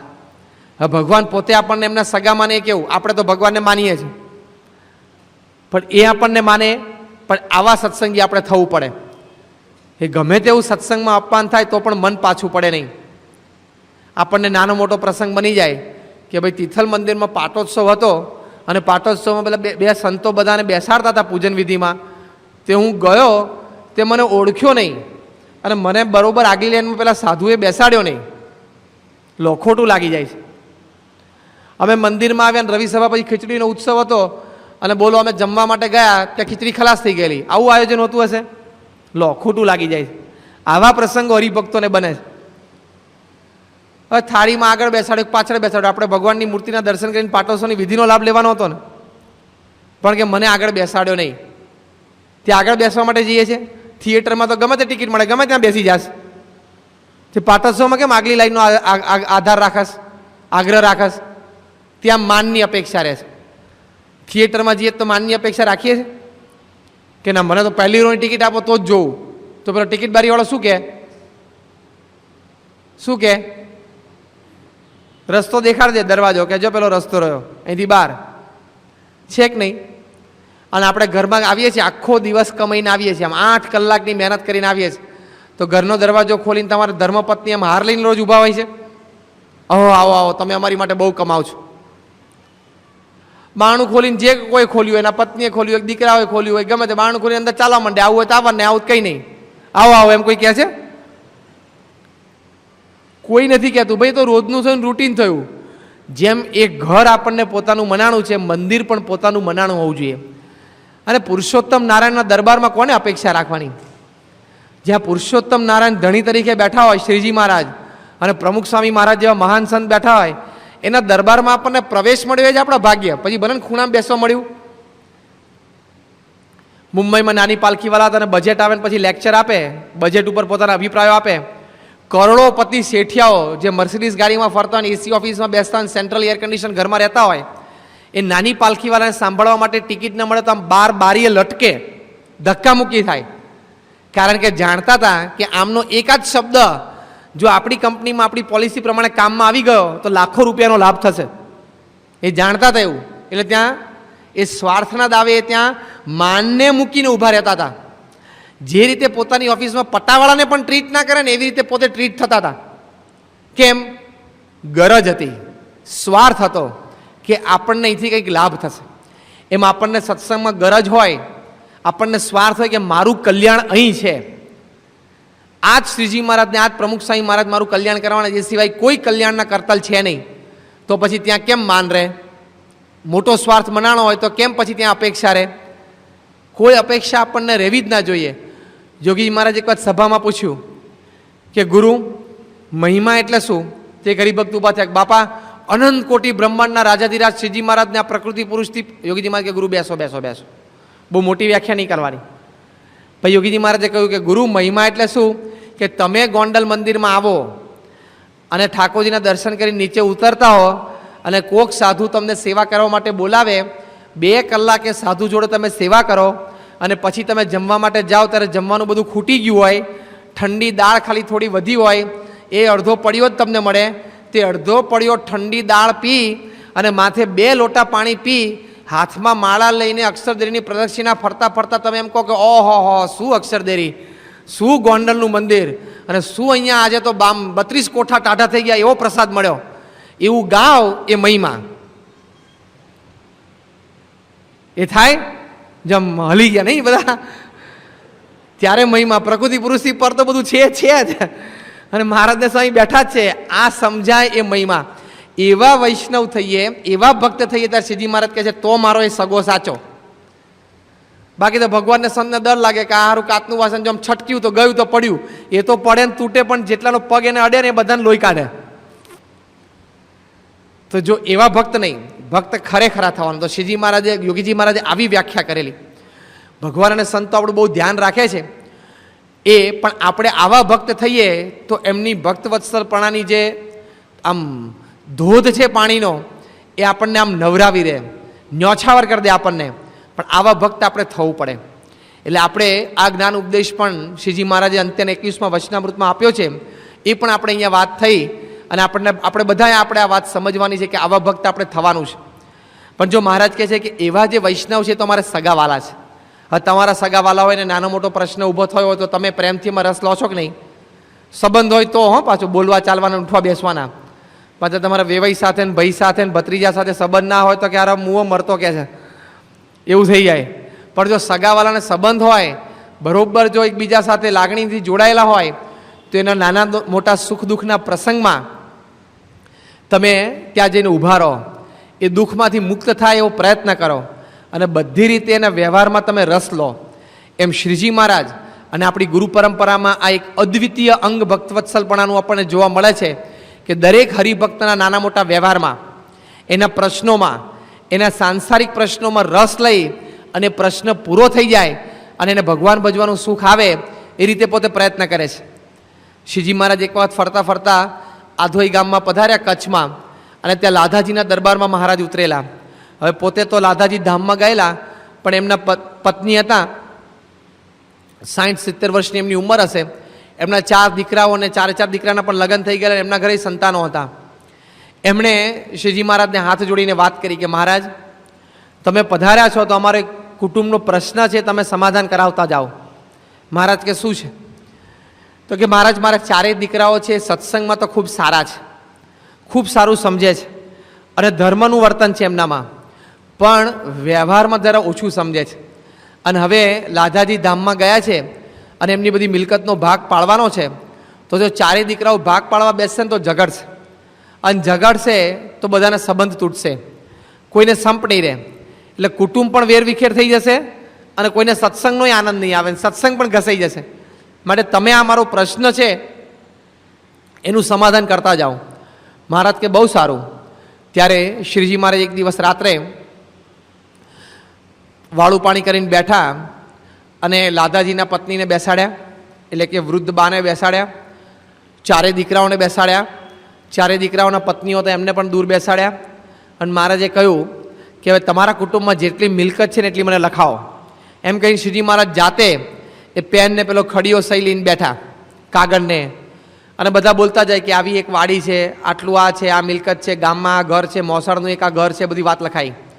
મહારાજ કહેવાય ઢોર કેટલા છે લખાવો. એટલે ઢોર લખાય કે આટલી ભેંસ છે ને આટલી ગાય છે ને આટલા ઘેંટા ને બકરા બધું લખાયું. બધી મિલકત, કેશ, જ્વેલરી, જમીનો, મકાન બધું મહારાજે લખ્યું. મહારાજ કેમ કરો હવે તમે બધા જાઓ ને હું મારી રીતે ભાગ પાડું છું, પછી હું તમને બધાને બોલાવીશ. બધાને મોકલે ને મહારાજ પોતે 4 કાગળ લઈને ભાગ પાડવા બેઠા. તે મહારાજ લખે કે આ વાડી આપણે અહીં આ ભાગમાં મૂકીએ, પછી આ વાડીની કિંમત આટલી થાય ને આટલી જમીન છે તો અહીં મૂકીએ, પછી પાછા મહારાજ વિચારે કે ના ના આ અહીં મૂકવા દે, પછી આન જોડ મૂકે. એમ કરતાં કરતાં શ્રીજી મહારાજને મોડી રાત થઈ ગઈ પણ 4 ભાગ પાડ્યા. તે મહારાજ સુખમુનિ સ્વામી કે બોલાવો 4 ભાઈઓને. હવે આ તો મધરાત વીતી ગયેલી, બધા સૂઈ ગયેલા. બધાને ઉઠાડીને મહારાજે બોલાયા, આખા કુટુંબને બેસાડ્યા. મહારાજે ફરી વખત બધું વાંચ્યું. મહારાજ કહે કે આ મિલકત મેં બરોબર વેચી છે, તમે સાંભળી લો એમ કહીને પહેલાં મુખ્ય લિસ્ટ વાંચ્યું મહારાજે. બધા કે બરોબર છે મહારાજ, આટલી મિલકત અમારી છે. મહારાજ કે કોઈના જાણમાં બીજી કોઈ મિલકત રહી જતી એવું છે નહીં ને? તો કે ના. મહારાજ કે જો અમે આવા 4 ભાગ પાડે, એમ કે 4 ભાગ મહારાજે વાંચ્યા. બધાને સંતોષ થયો કે બરોબર 4 ભાગ શ્રીજી મહારાજે બરોબર પાડ્યા છે. મહારાજ કે જો હવે બધાને મંજૂર છે કે 4 ભાગ સરખા પડ્યા છે? તો કે આ. મહારાજ કે આપણે ઉપર 1 2 3 4 આંકડો લખી નાખીએ અને પછી 1 2 3 4 એમ 4 ચિઠ્ઠી બનાવીએ અને ચિઠ્ઠી વાળીને અમે ઉડાડીએ અને બધા એક ચિઠ્ઠી ઉપાડવાની, જેને જે નંબરની ચિઠ્ઠી આવે એ ભાગ એને લઈ લેવાનો. એટલે 4 ભાઈઓ સંમત થાય બરોબર મહારાજ 4 ભાગ બરોબર પડે છે, તમે ચિઠ્ઠી કાઢો. મહારાજે પોતે 4 ચિઠ્ઠી બનાવી, જાતે પોતે 1 2 3 4 નંબર લખ્યા, હાથમાં લીધી અને મહારાજે પોતે શફલિંગ કર્યું, જાતે જ શફલિંગ કરીને મહારાજે પોતે ચિઠ્ઠી નાખી. મહારાજ કે હવે એક ઉપાડો. એક બધા ચિઠ્ઠી ઉપાડીને જેને જે ભાગ આવ્યા બધા બહુ રાજી થયા. અને લાધાજીના પત્ની તો એકદમ મહારાજ પાસે આમ ધ્રુસકે રડી પડ્યા કે મહારાજ તમે મારા કુટુંબમાં સત્સંગ સાચ્યો અને તમે આ વ્યવહારનો ભાગ કરી આપ્યો ને તો બધા 4 ભાઈઓ ઝઘડી મરત. પછી એમણે પંચાંગ પ્રણામ કર્યા. વૃદ્ધ માતાએ બધા એમના દીકરાઓએ મહારાજને દંડવત કર્યા અને બધાએ પોતાના ભાગમાંથી 10% ભાગ ધર્માદો એ ત્યાં મહારાજને ગઢડા માટે આપ્યો. આટલી વાત પૂરી થઈને મહારાજે બધાને આશીર્વાદ આપ્યા. ત્યાં કુકડો બોલ્યો. શું થયું? સવાર પડી ગઈ. મહારાજ એ આસનેથી ઊભા થઈ અને સીધું દાંતણ લઈ અને સ્નાન કરવા માટે પધાર્યા. રાત્રે વાળું પાણી કરીને બેઠેલા 8 સાડા 8 9 વાગે. 4 ભાઈઓની મિલકત વેચવામાં શ્રીજી મહારાજે સવાર કરી. સવાર પડી ગઈ તોય મહારાજ એક આસને બેસીને એક કુટુંબને વ્યવહારિક અનુકૂળતા થઈ જાય અને બધાનો સત્સંગ સચવાઈ જાય એની માટે પોતે આટલો પરિશ્રમ કર્યો. તો જો ભગવાનનું આ ભક્તવત્સલપણું છે કે હરિભક્તોનો વ્યવહાર પોતે સાચવે. એમાં આપણા ગુરુ હરિ પ્રમુખ સ્વામી મહારાજ છે એ પણ આપણા હરિભક્તોનો ખૂબ વ્યવહાર સાચવે છે. તમારામાંથી હમણાં બધાને કીધું હોય કે તમારા કુટુંબમાં કે તમારા વ્યક્તિગત જીવનમાં પ્રમુખ સ્વામી મહારાજે કોઈ નાના મોટા પ્રશ્નમાં રસ લઈ અને પ્રશ્નનું સમાધાન કરી આપી અને તમને આમ શાંતિ પમાડી એવા કેટલા છે? જો હમણાં કહીએ તો બધા આંગળી ઊંચી કરો કે નહીં? કાં તો પત્ર દ્વારા, કાં તો ફોન દ્વારા, કાં તો વ્યક્તિગત મુલાકાતમાં, બધી રીતે આપણો વ્યવહાર એમણે સાચ્યો છે. હજારો કુટુંબો આજે સત્સંગમાં એવા છે કે એમના ઘરમાં જે તે સમયે એવો પ્રશ્ન આવ્યો અને જો પ્રમુખ સ્વામી મહારાજે રસ લઈને એ કુટુંબમાં એ પ્રશ્નનું સમાધાન ન કરી આપ્યું હોત તો આજે કુટુંબ વેર વિખેર હોત. આર્થિક રીતે પણ પાયમાલ થઈ જાત, સંબંધોમાં પણ બધા તૂટી જાત અને સત્સંગમાંથી પણ કદાચ જતા રહેત. એવા હજારો કુટુંબને પ્રમુખ સ્વામી મહારાજે સત્સંગમાં અને વ્યવહારમાં સાચવ્યા છે. આ એમનું ભક્ત વત્સલપણું છે. પ્રમુખ સ્વામી મહારાજ હમણાં 2004ની સાલમાં અમેરિકા પધારેલા, શિકાગોની હ્યુસ્ટનના શિખરબદ્ધ મંદિરની પ્રતિષ્ઠા નિમિત્તે. અહીંથી પધાર્યા અને ન્યુયોર્ક હતા ત્યાં યોગીજી મહારાજના વખતના એક જૂના હરિભક્તે સ્વામી પાસે ખાનગી કરી કે બાપા મારા 4 સંતાનો અને 2 ભત્રીજા, કે મારો ભાઈ તો ધામમાં ગયો છે પણ મારા 4 સંતાનો અને મારા 2 ભત્રીજા અમે બધા વ્યવહારમાં ભેગા છીએ. અહીં અમેરિકામાં પણ અમારી મોટલો છે ને મિલકત છે અને દેશમાં પણ ત્યાં ચરોતરમાં આપણી મિલકતો છે બધી. પણ હું ભાગ પાડવા બેસું છું તો ઝઘડા બહુ થાય છે. બીજી જ મિનિટે બોલાચાલી શરૂ થઈ જાય છે, બૂમ બરાડા પાડે છે બધા. 2-3 વખત મેં પ્રયત્ન કર્યો. અમારા સમાજના 2-3 આગેવાનોને સ્પેશિયલ ભારતથી બોલાયા અને બધાને કહ્યું કે આપણે સાથે બેસીને મિલકતના ભાગ પાડીએ, પણ કોઈ ભેગા બેસવા માટે તૈયાર નથી. ઝઘડા થાય છે. પેલો કે આટલું ખાઈ ગયો છે ને આને આટલા પૈસા વાપરી કાઢ્યા છે ને આને આનું પોઝેશન લઈ લીધું છે ને આને આટલી બેંક લોન ભરી નથી ને કેટલા પ્રશ્નો છે. આપ કંઈક દયા કરો. પ્રમુખ સ્વામી મહારાજની ઉંમર 2004ની સાલમાં કેટલા વર્ષની? 84 વર્ષની. હા, અને સંસ્થાનો કારભાર ઓછો છે, મિની ગવર્મેન્ટ જેવું તંત્ર ચલાવે છે. સ્વામી કે બધાને બોલાવો. આજે સાંજે હું ઠાકોરજી આપણે સાંજે ઉઠું અને મેવો લઈ લઈએ પછી બધાને બેસાડો. 4:30 વાગે બધાને હાજર કરી દીધા અને 4:30 થી 6:30 2 કલાકે કુટુંબ સાથે સ્વામી બેઠા અને બધાને બોલવા દીધા. સ્વામી કે બધા ઊભા રહેજો, તારે જે બોલવું એ બોલ, તારે મનમાં જે વાત હોય ને બધું બોલ, તું ખચકાટ ના રાખીશ ને શરમ ના રાખીશ. અહીં નહીં બોલે ને પછી પાછળથી બૂમો પાડીશ તો તને પછી બધા ખોટો કહેશે કે તારે મને જે કેવું કહી દે બધાની હાજરીમાં. એ બોલે ત્યાં સુધી બધા શાંત રહેવાનું. પછી એનું પત એટલે બીજાને કહેવાય તું બોલ. જેના મનમાં જે હતું ને એકબીજા પ્રત્યે જે કંઈ રાગદ્વેષ હતા કે જે કંઈ મનમાં હતું કે અસંતોષ હતું બધું બોલવા દીધું. સ્વામી એટલે મૂળ તો સ્વામીને કેટલું કયા લેવલ ઉપર શું પહોંચ્યું છે જાણવું તો પડે ને પહેલાં. અને પછી સ્વામી કે હવે આપણે વડીલને બેસાડ્યા. સ્વામી કે હવે આપણે બધી મિલકતના લિસ્ટ કરો. જેમ શ્રીજી મહારાજ લિસ્ટ કરવા બેઠા એમ પ્રમુખ સ્વામી મહારાજે લિસ્ટ કરાવડાયું. અને બધા બોલતા કે આ એક મોટલ છે, વોશિંગ્ટનમાં એક મકાન છે, દેશમાં નડિયાદમાં એક મકાન છે, બધું બોલ્યા. આખું લિસ્ટ બન્યું. ત્યાં સભામાં જવાનો ટાઈમ થયો. સ્વામી કહે સભામાં જઈને કાલે હમણાં સભા પતી જાય પછી સભા પતે હું જમવા જાઉં, તમે લોકો ચા બધા ભાઈઓ જમી લેજો અને જમીન તરત તાત્કાલિક મળો. અને સ્વામી ધર્મચરણ સ્વામી કે મુલાકાત બંધ રાખજો ને કોઈ પત્ર કે ફેક્સ કે ફોન મને આપતા નહીં. અને ના સભા પૂરી થઈ, જમી રહ્યા, પાછા બધાને બોલાયા. 9 વાગે તો બોલાયા તો પાછા 9 થી 11:15 પોણા 2 કલાક બેઠા. એમાં જેને જે વાત હતી બધી વાત થઈ, બધી મિલકત લખાણીને એની કિંમત લખાણી, કિંમતમાં પાછું એકબીજાને ડિફરન્સ પડે. પેલા કે ના સ્વામી આ કિંમત આની $4 લાખ થાય. એ કે ના સ્વામી આની કિંમત છે ને $4.5 લાખ થાય, મેં હમણાં ભાવ કઢાયો હતો કે. એટલે પાછું એમાં સમાધાન કરાવવાનું નાની વાતમાં. આ તો ભાગ પાડવા બેસે ને વ્યવહાર એટલે તો કેટલી મોટી તકલીફ થાય. કુટુંબની મોટામાં મોટી પરીક્ષા ભાગ પાડે ને ત્યારે થઈ જાય. હવે આ પ્રશ્ન પણ સ્વામી પાછા બેઠા. સ્વામી કહેવાય કાલ સવાર બેસશું. સવાર બેઠા, બપોરે બેઠા, સાંજે બેઠા. પ્રમુખ સ્વામી મહારાજે છેલ્લે જ્યારે નિર્ણય લેવા માટે મિટિંગમાં બેઠા ત્યાં સુધીમાં 7 મિટિંગમાં પ્રમુખ સ્વામી મહારાજે ઓછામાં ઓછા 10 કલાક કાઢેલા. 7 બેઠકમાં 10 કલાક પ્રમુખ સ્વામી મહારાજે આ કુટુંબ માટે કાઢેલા. અને પછી છેલ્લે સ્વામી કે જો આવી રીતે ભાગ પડ્યો છે અને આવી રીતે 6 ભાગ પાડીએ છીએ અને 6 ભાગ પાડીને બધાને બતાવ્યા, બધા પ્રેમથી રાજી થયા અને બધાએ સ્વામીને આમ દંડવત કર્યા. પેલા હરિભક્તો સ્વામી પાસે રડી પડ્યા. જેમ લાદાજીના પત્ની મહારાજ પાસે રડી પડેલા એમ સ્વામી પાસે રડી પડ્યા. સ્વામી તમે અમારા કુટુંબમાં સત્સંગ સાચ્યો ને વ્યવહાર સાચ્યો, બાકી કોઈ રીતે આ ભાગ પડે એમ હતો નહીં. અને એમાંય જો મારો દેહ પડી જાત, હું ધામમાં જાત તો પાછળથી તો આ લોકો બધા ઝઘડી જ પરત. આ તો હું છું એટલે બહુ ઝઘડતા નહોતા અને અડધું પોણું મારા નામે છે એટલે બધું હાથમાં રહેતું હતું, બાકી હું ના આવતો તો બધું ઝઘડી પૂરું જ કરી નાખત આ લોકો. પણ તમે મારા કુટુંબમાં સત્સંગ સાચ્યો. સ્વામી કે સાચવીએ જ ને. તમે જોગી મહારાજની સેવા કેટલી કરી છે, જોગી મહારાજના વચને તમે બધી સેવા કરી છે, તો અમે તમારો વ્યવહાર સાચવીએ જ ને. પણ બધા ભાઈઓ રાજી થાય એવી રીતે પ્રમુખ સ્વામી મહારાજે સમાધાન કરી આપ્યું. તો જેમ શ્રીજી મહારાજ આવી રીતે હરિભક્તોના પ્રશ્નોમાં રસ લેતા અને એનું સમાધાન કરી આપતા, એમ પ્રમુખ સ્વામી મહારાજ પણ રસ લઈને સમાધાન કરી આપે છે, કારણ કે પોતે ભક્ત વત્સલ છે. પ્રમુખ સ્વામી મહારાજ 1985માં લંડનમાં હતા અને પ્રોફેસર રેમન્ડ વિલિયમ્સે જે પુસ્તક લખ્યું છે આપણા સંપ્રદાય ઉપર, એક રિસર્ચ થીસીસ છે, the new face of Hinduism, the Swaminarayan sect. એ પુસ્તક અંતર્ગત એમણે પ્રમુખ સ્વામી મહારાજનો એક બહુ જ સુદીર્ઘ ઇન્ટરવ્યૂ લીધેલો છે. અને એમાં પ્રમુખ સ્વામી મહારાજે ઘણા બધા પ્રશ્નો એમણે પૂછ્યા, જેમાં એક પ્રશ્ન આ સંબંધી એમણે પૂછ્યો છે. એમણે પ્રમુખ સ્વામી મહારાજને પૂછ્યું, બહુ ફેન્ટાસ્ટિક પ્રશ્ન છે, બહુ ઇન્ટેલિજન્ટ પ્રશ્ન એમણે પૂછ્યો છે. એ કે તમે છે ને 6 ચોપડી ભણેલા છો. તમે જ્યારે સાધુ થયા 18 વર્ષની ઉંમરે, તમને કોઈ વ્યવહાર સંબંધી અનુભવ નહોતો. તમે લગ્ન પણ નથી કર્યા. જો પ્રમુખ સ્વામી મહારાજને કહે છે કે તમે લગ્ન નથી કર્યા, તમને લગ્ન જીવનનો કોઈ અનુભવ નથી. તમે તમારા સંતાનો કોઈ છે નહીં, કારણ કે લગ્ન નથી કર્યા, સંતાન ઉછેરનો તમને કોઈ અનુભવ નથી. તમે કોઈ દુકાન નથી ચલાવી, નોકરી નથી કરી, ધંધો નથી કર્યો, કારખાનું નથી ચલાવ્યું, એટલે તમને એ વ્યવહાર સંબંધી એ પણ કોઈ અનુભવ નથી. તમે કોઈ બાંધકામે કર્યું નથી એટલે બાંધકામ સંબંધી કોઈ અનુભવ નથી. તમે કોઈ જમીનની લેવડ દેવડ કરી નથી એટલે કોઈ એની અનુભવ નથી.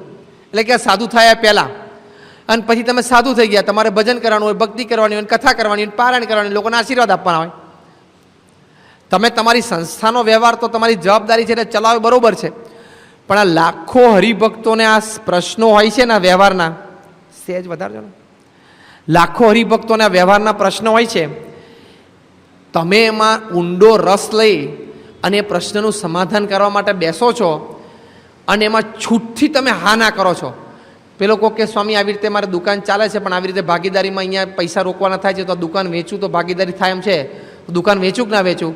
અને તમે આમ થડકાટ વગર હા વેચી નાખ, કાં તો એમ કહો ના નથી વેચ્યું, આપણે દુકાન છે બરાબર છે. જે હા કે ના આમ થડકાટ વગર કરો છો અને આટલા પ્રમાણમાં આમ લાઈન લાગી હોય સવાર બપોર સાંજ, તો તમે શેને આધારે કરો છો? કારણ કે આ એકેય વાતનો તમને કોઈ જાતનો અનુભવ નથી. જો સમજે ને, પ્રશ્ન બહુ ઇન્ટેલિજન્ટ પૂછ્યો કે જે વાતનો તમને અનુભવ જ ના હોય એ વાતનો તમે કેવી રીતે લોકોને સલાહ આપી શકો? હા, આપણે દોઢ ડાયા હોઈએ તો સલાહ આપીએ પાછા. ઘણાને કોઈ વાતનો અનુભવ ના, કોઈક પૂછે ને, હા એ તો પછી આમ કર નાખ ને આમ કર નાખ ને, અરે તને 5 પૈસાની હૂજ પડતી નથી ને. પણ એવું આપણને ટેવ હોય છે. વન ડે ઇન્ટરનેશનલ પૂરી થઈ ક્રિકેટની, ત્યારે પાનના ગલ્લે બેઠા બેઠા લોકો શું ચર્ચા કરે, વન ડે પૂરી થાય ને તરત અડધો કલાકમાં બધા પાનના ગલે ભેગા થઈ જાય. ખોટો. હવે સચિન તેંડુલકર બોલ આઉટસાઇડ ધી ઓફ સ્ટમ્પ જતો હતો અને ત્યાં બેટ ફેરવવાની શું જરૂર હતી? પકડાઈ જ જાય ને વિકેટ કીપર પાસે. સચિનને ખબર નહીં હમણાં આમ નથી બોલ સ્ટમ્પની બહાર જઈને રમતા ફાવતું નથી, તો તને ફાવે તું જા.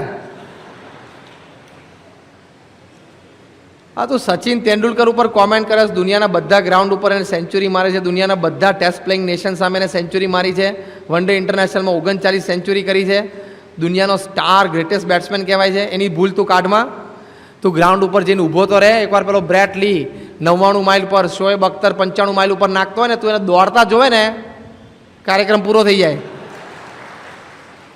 શોએબ અખ્તર નાખે ને આમ બ્રેટ લી કે પેલો ન્યુઝીલેન્ડનો શેન બોન્ડ છે ફાસ્ટ બોલર, એમ દોડવાનું શરૂ કરે ને ત્યાં આપણા કાર્યક્રમ પૂરા થઈ જાય.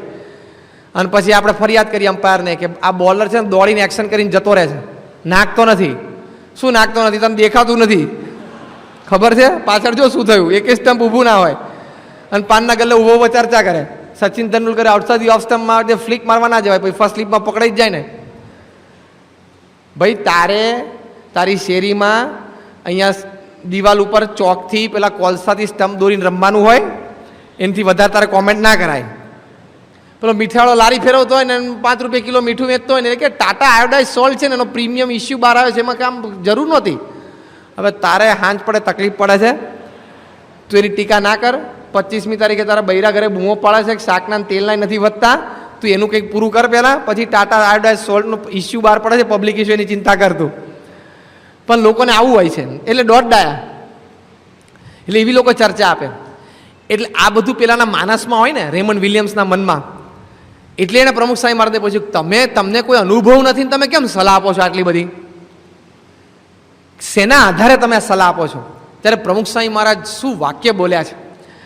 સ્વામી કે અમારી પાસે કોઈ પ્રશ્ન લઈને આવે અને અમને પ્રશ્ન કે સ્વામી મારે આવો પ્રશ્ન છે, એનો પ્રશ્ન સાંભળીને અમે મનોમન અમારા ઈષ્ટદેવ શ્રીજી મહારાજને પ્રાર્થના કરીએ છીએ કે મહારાજ આ તમારો આશ્રિત ભક્ત છે, તો જેમ એનું દુઃખ દૂર થાય એમ તમે મને સુજાડો.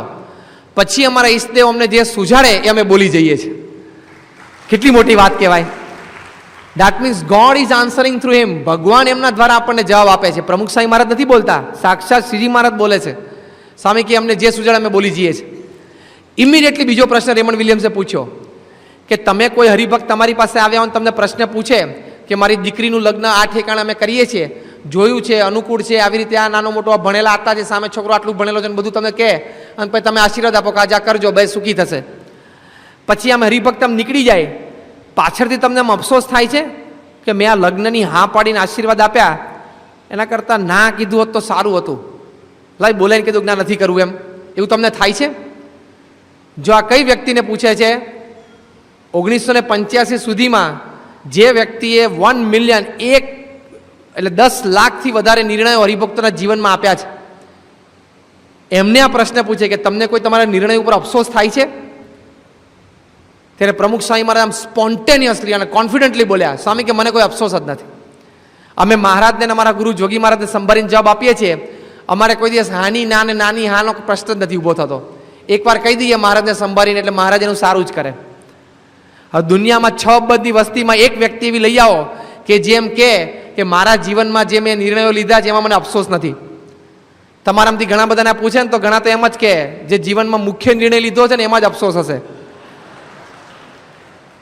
કે તે દાડે ઉત્સાહમાં છાતી કાઢીને હાર પહેરી લીધો ફોટા પડાવવા સારું, અને પછી અફસોસના પાર નથી ઘણા બધાને. તો ખબર છે, રડતા રડતા સંતો પાસે આવે તે દાડે ખોટો હાર પહેરી લીધો કે છે મોટો ચડીને, અને વિડીયો ઉતરતી હતી માંડવે બેહી ગયો પણ ઉપાધિને પાર નથી. પ્રમુખ સ્વામી મહારાજને કોઈ અફસોસ નહીં. અને પ્રશ્નો બધા જે આવે છે પ્રમુખ સ્વામી મહારાજ પાસે, આપણે અહીંયા જેટલા હોલમાં બધા બેઠા છીએ ને, આપણા બધાના જીવનના બધા પ્રશ્નો ભેગા કરીએ ને એ પ્રમુખ સ્વામી મહારાજને 1 અઠવાડિયે અટેન્ડ કરવાના થાય છે. 85 વર્ષની ઉંમરે પણ અત્યારે પ્રમુખ સ્વામી મહારાજને એક સાધુ તરીકે હમણાં મૂકી દો. પ્રમુખ સ્વામી મહારાજને ભગવાનના અખંડ ધારક સંત એ બધી વાતો હમણાં આપણે નથી સમજવી. એમની જે આ વ્યવહાર કુશળતા છે, એ જે પ્રશ્નને સમજી શકે છે, એ પ્રશ્નનું નિરાકરણ કરી આપી શકે છે, એ બુદ્ધિ શક્તિના તોલે પણ કોઈ ના આવી શકે. આપણને ક્યાં કોઈ સવારે પોરના ઉઠીને 2 જણાએ પૂછવા આવે છે? 2 જણાએ આપણું મોઢું જોવા આવે છે? અને પ્રમુખ સ્વામી મહારાજને સવારના પોરમાં મળવા માટે લાઈન કેવી હોય છે? દેખાય છે આપણા જેવા જ ને? પ્રમુખ સ્વામી બોલે, ચાલે, ઉઠે, બેસે, હરે ફરે. પણ સવારે આમ 9 વાગે એમનો નાસ્તો પતે ત્યારે આમ 150 જણાની લાઈન હોય, અને એમાંથી 5-25% તો પાછા બહારગામથી બધા આવ્યા હોય, કટોકટીના પ્રશ્ન ઊભા થયા હોય એટલે આવ્યા હોય. બપોરે જમીન 1 વાગે બેસે પાછી અડધો કલાક મુલાકાત ચાલે, લાઈન ઊભી હોય બહાર, આમ ઉતારાની બહાર, એમના રૂમની બહાર આમ લાઈન ઊભી હોય. સાંજે પાછું એ ચાલુ હોય. તો કેમ? લોકોને વિશ્વાસ છે એમનામાં, શ્રદ્ધા છે એટલે આવે છે. તો જો સ્વામી પાસે પ્રશ્નો, એક સેમ્પલ પ્રશ્ન તમારી પાસે રજૂ કરું, હવે બધા વિચારજો તમારે એનો ઉત્તર શું આપવાનો. પ્રમુખ સ્વામી મહારાજ પાસે કોઈ હરિભક્ત આવે, અમદાવાદમાં પ્રમુખ સ્વામી મહારાજ હોય ને પેલા હરિભક્ત આવે સવારના પોરમાં, સાબરકાંઠાથી બસ પકડીને 4 વાગ્યાની બસ પકડી હોય, અને સ્વામી અલ્પાર બતાવે ને પછી લાઈનમાં વ્યક્તિગત મુલાકાત માટે આવીને સ્વામી પાસે કે બાપા મારે એક પ્રશ્ન થયો છે. સ્વામી પૂછે શું? આ એક સેમ્પલ રજૂ કરું છું, એક્ઝામ્પલ રજૂ કરું છું. એ કે સ્વામી હું સરકારી નોકરી કરું છું અને સાબરકાંઠામાં અત્યારે છું, અને મને પ્રમોશન મળ્યું છે, એટલે મારો પગાર પણ વધારો થશે, 1500-2000 જેટલો મારો પગાર વધશે. મારે એની બહુ જરૂર છે, પગાર વધારો થાય એની. દીકરો દીકરી 10મા-12મા ધોરણમાં ભણે છે, એ લોકોની ટ્યુશનની ફી હોય, બીજું ત્રીજું, એટલે પગાર વધે એ બહુ જરૂરી છે, એટલે પ્રમોશન તો મારે જોઈએ છે. પણ પ્રશ્ન એ છે કે પ્રમોશન મને આપે તો મારે સાબરકાંઠાથી નવસારી જવું પડે. નવસારી જવામાં મને વાંધો નથી, પણ મારા દીકરા અને દીકરી 10મા-12મા ધોરણમાં છે અને બંનેને બોર્ડની એક્ઝામ છે, અને ડિસેમ્બર મહિનો આવે છે, 2-2.5-3 મહિના પછી માર્ચમાં એ લોકોની બંનેની બોર્ડની પરીક્ષા છે. 2 ભણવામાં હોશિયાર છે, પણ જો અત્યારે ટ્રાન્સફર લઈને નવસારી જાઉં તો પાછળ દીકરો દીકરી અહીંયા રહી શકે એવા કોઈ સગાવાલાનું ઘર નથી, સ્કૂલમાં ભણે છે એની માટે કોઈ હોસ્ટેલની વ્યવસ્થા નથી, પાછળ બંનેને એકલા મૂકીને જઈએ તો કોઈ ધ્યાન રાખનાર ન હોય તો એમને બધી ખાવા પીવાની, ઉઠવા બેસવાની, વાંચવાની બધી તકલીફ પડે. અને જો સાથે લઈને જઈએ અહીંથી એડમિશન કઢાવીને તો ત્યાં પછી એડમિશનના પ્રોબ્લેમ, અને કદાચ એડમિશન મળી ગયું ત્યાં નવસારીમાં તોય પાછો અમુક કોર્સ અહીંયા ચાલી ગયો હોય આ સ્કૂલમાં, એ ત્યાં હજી ન ચાલ્યો હોય, અહીં ન ચાલ્યો હોય એ ત્યાં વળી ચાલી ગયો હોય તો મોટો પ્રશ્ન. ટ્યુશનના સાહેબો બદલી નાખવા પડે. હવે નવી જગ્યા, નવા સાહેબો, નવું ટ્યુશન, એ બધું પાછું અનુકૂળ આવે ન આવે. અને આમાં તો 1-8% શું 2 માર્કનો પણ ફેર પડે તો મેડિકલ એન્જિનિયરિંગ એડમિશન હાથમાં જતા રહે. એટલે એક બાજુ એ પ્રશ્ન છે, અને એ પ્રશ્નનું ધ્યાન રાખીને જો હું અત્યારે પ્રમોશન ના લઉં તો બીજું પ્રમોશન મને 7 વર્ષે મળે અને પગાર વધારો અટકી જાય, 7 વર્ષે પાછો પગાર વધારો આવે તો હું શું કરું? બદલી લઈને જઉં કે ના જઉં? આ થઈ ગયા બધા મોઢા, શબ્દ થઈ ગયા કે નહીં? બધા સૂજે છે? આમાં કંઈ સૂજે છે? આ પ્રશ્ન આપણે રજૂ થયો સેમ્પલ ક્વેશ્ચન, એમાં કોઈને કંઈ સૂજે છે શું બોલવું? જો આમ દેખાય છે કે બધા ચહેરા આમ થઈ ગયા કે આમાં કંઈ થાય એમ નથી. પ્રમુખ સ્વામી મહારાજ પાસે એવરી સેકન્ડ આ પ્રશ્ન આવે છે, અને આમ લાઈન હોય 150 હરિભક્તોની, બધા આવા પ્રશ્નો લઈને ઊભા હોય, અને પ્રમુખ સ્વામી મહારાજ આ પ્રશ્ન સાંભળે, the moment the question ends he starts answering. બુદ્ધિ શક્તિ એમની કેવી છે એનાથી વિશેષ આપણને આ વાતની પ્રતીતિ આવે કે ભગવાન એમનામાં પ્રેરણા કરીને આપણને કહે છે.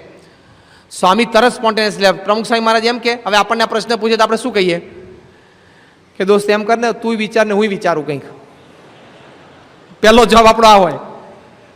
એટલે વિચારવાનું નથી, કટોકટીનું છે. કાલ સવારે 11 વાગે મારા સાહેબ પાસે જઈને સહી કરવાની છે કે હું ઓર્ડર સ્વીકારું કે ના સ્વીકારું પ્રમોશનનો, એ ઓર્ડર સહી કરવાનો છે. અને રાત્રે 9 વાગે કાલ સવારે 11 વાગે ઘરમાં બધા 3 દાડાથી ખાતા પીતા વગરના ધ્યાન ધરે છે. કાં તો આપણે શું કહીએ કે દોસ્ત એમ કર, તું છે ને એક નિર્ણય લઈ લે, પછી આપણે હું તારી સાથે છું. પણ બિચારાથી નિર્ણય નથી લેવાતો એટલે જ પ્રશ્ન છે. બોલો, આવા પ્રશ્નમાં આપણે આપણો સગ્ગો ભાઈ હોય કે ભાણિયા ભત્રીજા હોય કે મિત્ર હોય શું કરી શકીએ? કંઈ ના થાય આપણાથી, આપણી બુદ્ધિ લોક થઈ જાય. અને પ્રમુખ સ્વામી મહારાજ પૈસા પેલો આવ્યો હોય સવારના પોરમાં 4 વાગ્યાની બસમાં બેસીને આવ્યો હોય સાબરકાંઠાથી અમદાવાદ, થાકેલો પાકેલો, તો આવા જવાબના અપેક્ષા આવ્યા હોય. સ્વામી એમ કે તું એમ કર, વિચાર પછી હું તને કહું. તો એ તો ઘરે કરતા જ હતા, તો તમારા પાસે આયા શું કરવા? સ્વામી એમ કે, સ્વામીને પાછું એવું ના પોસાય કે એમ કર તું મને સાંજે મળ. એટલે સાંજે જેવા બીજા હો તો ઊભા જ રહેવાના છે. એમ ના કહેવાય કે તું કાલે આવજે. પેલો બિચારો માંડ 1 દાડો લઈને આવ્યો, પૂજા લીધા વગર આવ્યો હોય, બપોર નીકળી જ જવાનો હોય. Swami has to give the answer, એમને જવાબ આપવાનો જ છે. અને એ પાછું પ્રમુખ સ્વામી મહારાજ એમ કે એમ કર, હવે એમ કર તું થોડીક વાર વિચાર ને હું વિચારું. કોઈ દિવસ પ્રમુખ સ્વામી મહારાજે પ્રશ્ન સાંભળે પછી વિચારતા જોયા છે કે હું આમ બેસીને આમ દાઢી હાથ દઈને આમ વિચારતા કે આમાં આપણે શું કરશું, શું કરશું, શું કરશું, એવું કરે છે? સ્પોન્ટેનિયસલી તરત જ સીધો ધબ્બો, આમ પેલાનો પ્રશ્ન પૂરો થાય ને ત્યાં તો હાથ ઊંચો થઈ જ ગયો હોય. એ મહારાજની પ્રેરણા છે. હા તો થઈ જાય મારી તમે કે વાંધો નહીં, મહારાજના આશીર્વાદ છે, તું તાર જા નવસારી, બધું સારું થઈ જશે, અમે પ્રાર્થના કરશું, ભણવાનું સારું થઈ જાય, મહારાજ દયા કરશે, જા. ગયો પેલો આમ દઈને બહાર. અને પેલો બહાર જાય એટલે એને કટોકટી હોય. ઘરે પેલા એના પત્ની બે દીકરા દીકરી બે હવાના પોરમાં નિર્જળા કરીને બધા 3 જણા બેઠા હોય માળા હાથમાં લઈને. શું પાપા શું કહેશે, શું કહેશે સ્વામી, શું કીધું હશે? અને પેલો બહાર નીકળી પીસીઓમાંથી ફોન કરે, બાપાએ કીધું નવસારી જવાનું. સારું ચલો એક નિર્ણય તો આવી ગયો, એમ બધા રાજી થઈ જાય. અને બિસ્તરા પોટલા લબાતા લઈને આર્મી નેવી ને એરફોર્સ 3 જણા નવસારી. તો આ એક પ્રશ્નની રજૂઆત કરી. આવી હાર માળા હોય પ્રમુખ સ્વામી મહારાજ, અને આ પ્રશ્નના સમાધાન કરે. જો દુનિયાના કોઈ ધર્મગુરુ આ નથી કરતા, હા, ઓનલી પ્રમુખ સ્વામી મહારાજ. કોઈ આમાં રિસ્ક ના લે. બધાને પાટ ઉપર બેસીને કથા કરવી ગમે, વાહ કરવી ગમે, વખાણ કરવા ગમે અને હાર પહેરવા ગમે. હરિભક્તોને પોતાના આશ્રિતના વ્યવહારિક પ્રશ્નોમાં રસ લઈને સમાધાન કરી આપવું, નોબડી ટેક્સ ધ રિસ્ક. કોઈ ધર્મગુરુ આ જોખમ નથી લેતા, કારણ એમાં તો શિષ્ય ખોવાની વાત આવે. એ કે હા તું તાર દુકાન વેચી, તું તાર સરકારી નોકરી છોડી દે અને તારા મિત્ર છે ભાગીદાર થાય છે તો એમાં દુકાન તું કરી દે, જા આશીર્વાદ છે. પછી દુકાન ના ચાલી તો ના ચાલેનો વાંધો નહીં, એમાં એનો મિત્ર દગો દઈને પૈસા લઈને જતો રહેતો. એક તો VRS લીધું અને એના માંડ 18 લાખ આવ્યો અને એમાંથી 10 લાખ ઇન્વેસ્ટ કરે, પેલો લઈને જતો રહેતો. તો પેલો શિષ્ય ખોવે ખબર ધર્મગુરુ. એકવાર એને કીધું કે તું સરકારી નોકરી છોડીને લે, આશીર્વાદ છે, દુકાન લઈ લે. પછી દુકાન ના ચાલી તોય પાછો સ્વામી પાસે આવે, તોય આશીર્વાદ આપવાના. દુકાનમાં પાછો હાર્ડવેરનું કરતો ને એમાં પ્લમ્બિંગનું ઘુસાડવું હોય તો પ્રમુખ સ્વામી મારી પાસે આશીર્વાદ લેવા આવે. આ બધું જ પ્રમુખ સ્વામીને ખબર છે કે હું એકવાર એને એક કામ માટે હા પાડીશ એટલે એના પેટા વિભાગમાં બીજા 6 કામ મારી પાસે લઈને આવવાનો છે આવતા 2.5 વર્ષમાં. એ બધું એ જાણે છે, તો એ રસ લે છે. કેમ? એ ત્રીજો પ્રશ્ન સીધો રેમન્ડ વિલિયમ્સે પૂછ્યો, વિથ વોટ ઇન્ટેન્શન. બહુ જ ફાઇન ક્વેશ્ચન પૂછ્યો કે કયા હેતુથી તમે એક ધર્મગુરુ, એક સાધુ, એક ત્યાગી હોવા છતાં તમારા હરિભક્તો જે ગ્રસ છે એના વ્યવહારિક પ્રશ્નોમાં તમે રસ લો છો. અને ત્રીજા પ્રશ્નનો જવાબ પણ પ્રમુખ સ્વામી મહારાજ સ્પોન્ટેનિયસ આપ્યો.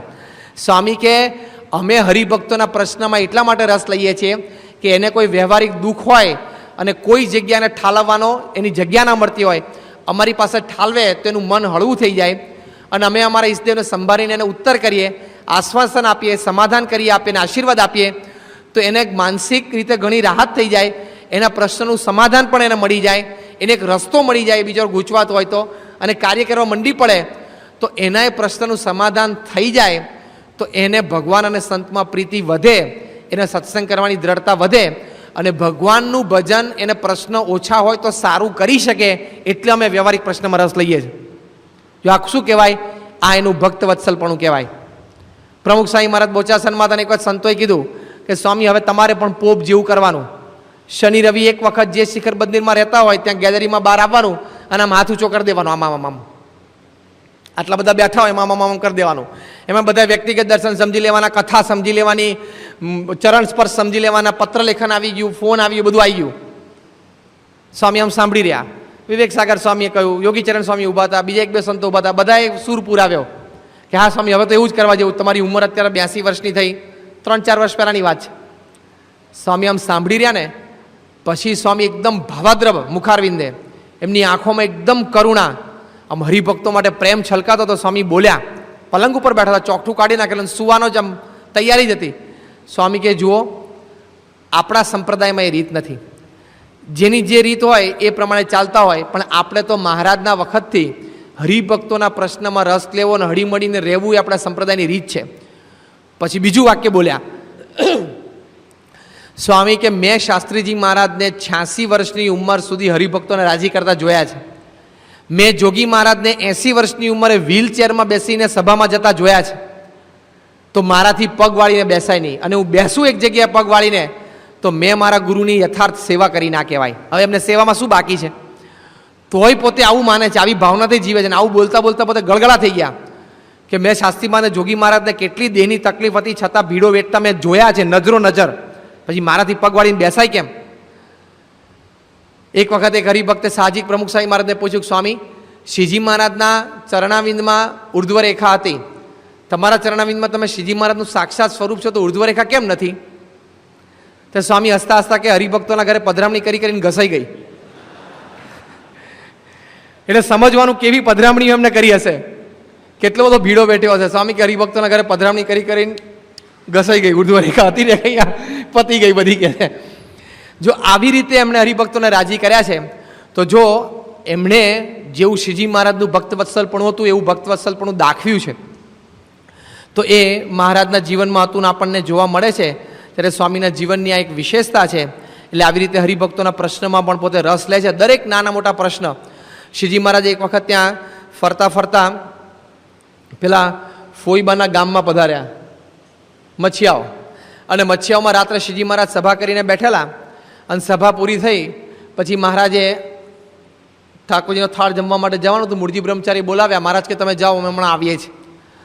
તમે રોજકાવાળા આપણા કાકાભાઈ છે એને મોકલો, અને આપણા જીજીબા આપણા વૃદ્ધ બાય હરિભક્ત છે એને પણ મોકલો. બધાને બોલાવ્યા. એક બે બાય વડીલ હરિભક્તો હતા, એક બે પુરુષ હરિભક્તો, બધાને બોલાવ્યા. અને મહારાજે પોતે ખાનગી કરી. મહારાજ કે મને મનમાં એક વિચાર આવે છે. હરિભક્તે પૂછ્યું, મહારાજ શું?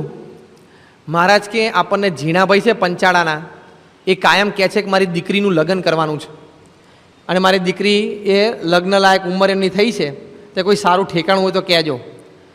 તો મહારાજ કે મને એમ થાય છે કે મચ્છિયાઓના આપણા હાલાજી છે એના દીકરા સાથે ઝીણાભાઈની દીકરીનું લગ્ન કર્યું હોય તો કેમ? મહારાજે આ પ્રસ્તાવ મૂક્યો. એટલે રોજકાના કાકાભાઈ અને જીજીબાઈ એ પણ દરબાર બાય હરિભક્ત હતા, મોટી ઉંમર હતી એમની 80 વર્ષની. એ જીજીબાઈ પણ આમ જરા ઊંડા ઉતરી ગયા. એટલે મહારાજ કે આ તો મેં વાત કરી, વિચાર મૂક્યો, તમારા મનમાં જે વિચાર હોય કહો. એટલે જીજીબાઈ કે મહારાજ આપના મનમાં વિચાર આવ્યો એટલે વાત બરાબર છે, પણ ઝીણાભાઈનું ઘર તો બહુ મોટું કહેવાય, એ તો ગરાસિયા દરબાર કહેવાય, અને એમની દીકરી કાઠી દરબારના ઘરે જાય નહીં, અને હાલાજી છે એ કાઠી દરબાર કહેવાય. એટલે બહુ મોટા ઘરમાંથી દીકરી બહુ નાના ઘરમાં જાય નહીં, અને એમાંય દરબારમાં તો ના જ જાય. એટલે એકવાર વિચારવું પડે. એટલે મહારાજ કે મને પણ આ વિચાર આવ્યો હતો કે ઝીણાભાઈ છે ગરાસિયા દરબાર છે ને હાલાજી એ કાઠી દરબાર છે, પણ છતાં મને મનમાં એમ થાય છે કે દીકરો ને દીકરી બે જણા ત્યાં સુખી રહેશે. આટલું મહારાજ બોલ્યા એટલે બધા હરિભક્તોએ હાથ જોડ્યા, જીજીબાઈએ હાથ જોડ્યા, કાકાભાઈએ હાથ જોડ્યા કે મહારાજ જો તમને મનમાં એમ લાગતું હોય કે બેના લગ્ન થઈને બે સુખી રહેશે તો સારું છે. મહારાજ કાકાભાઈને કે તમે જાઓ હાલાજીના ઘરે, અને જીજીબાઈને મોકલ્યા કે તમે જાઓ દીકરીને જઈને સમજાવો કે અમારે હાલાજીના દીકરા સાથે એમના લગ્ન કરાવવા છે. એટલે બે જણા ગયા મહારાજની આજ્ઞા પ્રમાણે. જીજીબાઈ સીધા ત્યાં ઝીણાભાઈની દીકરીને મળ્યા કે મહારાજ તારું લગ્ન નક્કી કરે છે. હવે એમને તો મહારાજ પ્રત્યે અનન્ય ભાવ હતો, એટલે ઝીણાભાઈના દીકરીએ કહ્યું કે જેમ મહારાજ નક્કી કરતા એમ હું રાજી છું. અહીંયા કે એક હાલાજી છે કાઠી દરબારના દીકરા સાથે મહારાજ તારું નક્કી કરે છે એટલે મને મોકલી છે. ત્યારે ઝીણાભાઈના દીકરી કે બહુ સારું, મહારાજની ઈચ્છા હોય અને મહારાજ પોતે નક્કી કરતા હોય તો હું રાજી છું. આ બાજુ હાલાજીના દીકરાએ હા પાડી દીધી. બે આશ્રિત કુટુંબો હતા મહારાજના, અને મહારાજ પાસે આવીને બે જણાએ વાત કરી. ત્યાં સુધી મહારાજ થાળ જમવા ના બેઠા. મહારાજ કે તમે મને બંને જણા શું કહે છે જવાબ લઈને આવો, પછી હું જમવા બેસું. અને બંને જણા જવાબ લઈને આવ્યા કે મહારાજ દીકરો ને દીકરી બે હા પાડે છે. ત્યારે મહારાજે ધીમેથી જીજીબાઈને પૂછ્યું કે તમે દીકરીને વાત કરી, પણ દીકરીના બાપ ઝીણાભાઈને વાત કરી? એટલે કે મહારાજ એમને વાત નથી કરી, નથી મળ્યા. એટલે મહારાજે કાકાભાઈને કીધું તમે જાઓ ઝીણાભાઈને વાત કરો. પછી થાળ નહોતા જમે ખબર પડી, એટલે પછી થાળ જમવા બેસાડે હરિભક્તોએ, અને કાકાભાઈએ ઝીણાભાઈને વાત કરી. ઝીણાભાઈ તો એકદમ ઊંડા ઉતરી ગયા કે હા આટલા મોટા ઘરની અમારી દીકરી આવી રીતે ઉછેરી હોય ને આવા નાના ઘરમાં જશે. પણ છતાં એક બાજુ એમને મનમાં વિચારતો કે મહારાજ પોતે જો આ સંકલ્પ કરતા હોય તો પછી આપણે, એટલે એમણે પોતે ઝીણાભાઈ એમને દીકરીને પૂછ્યું કે મહારાજ આવું નક્કી કરે છે. એની દીકરી કે મહારાજ નક્કી કરતા હોય તો હું રાજી છું. પછી સમાચાર આવ્યા સ્વામી મહારાજ બહુ રાજી થાય. મહારાજ કે કાલે મારી પ્રાતઃ પૂજા પતે પછી આપણે વિધિ કરાવીએ, અને ત્યાં જ બંનેનું શક પણ ગોઠવીએ. ચટમગની પટવ્યા શ્રીજી મહારાજ તો એકવાર નિર્ણય લે એટલે તો. અને પછી મહારાજે ત્યાં બીજે દિવસે સવારે બધી વિધિને એંધાણ કર્યા, બધી વિધિ પોતાના પ્રાતઃ પૂજા પછી કરાવડાવી. મહારાજ ઝીણાભાઈને પૂછ્યું કે તમારી દીકરીને લગ્ન થાય તમારે કરો શું વ્યવહારમાં? એ બધો વ્યવહાર કરાવડાયો, બે બાજુથી બધો વ્યવહાર કરાવડાયો. અને મહારાજ કે જમણમાં શું હોય? એટલે જીજીબાઈ કે મહારાજ અમારા દરબારોમાં સગાઈ થાય ત્યારે શેલણનું ભોજન હોય એની રસોઈ કરાવીએ. મહારાજ કે તો કરો, અને ઘી અમે પીરસશું.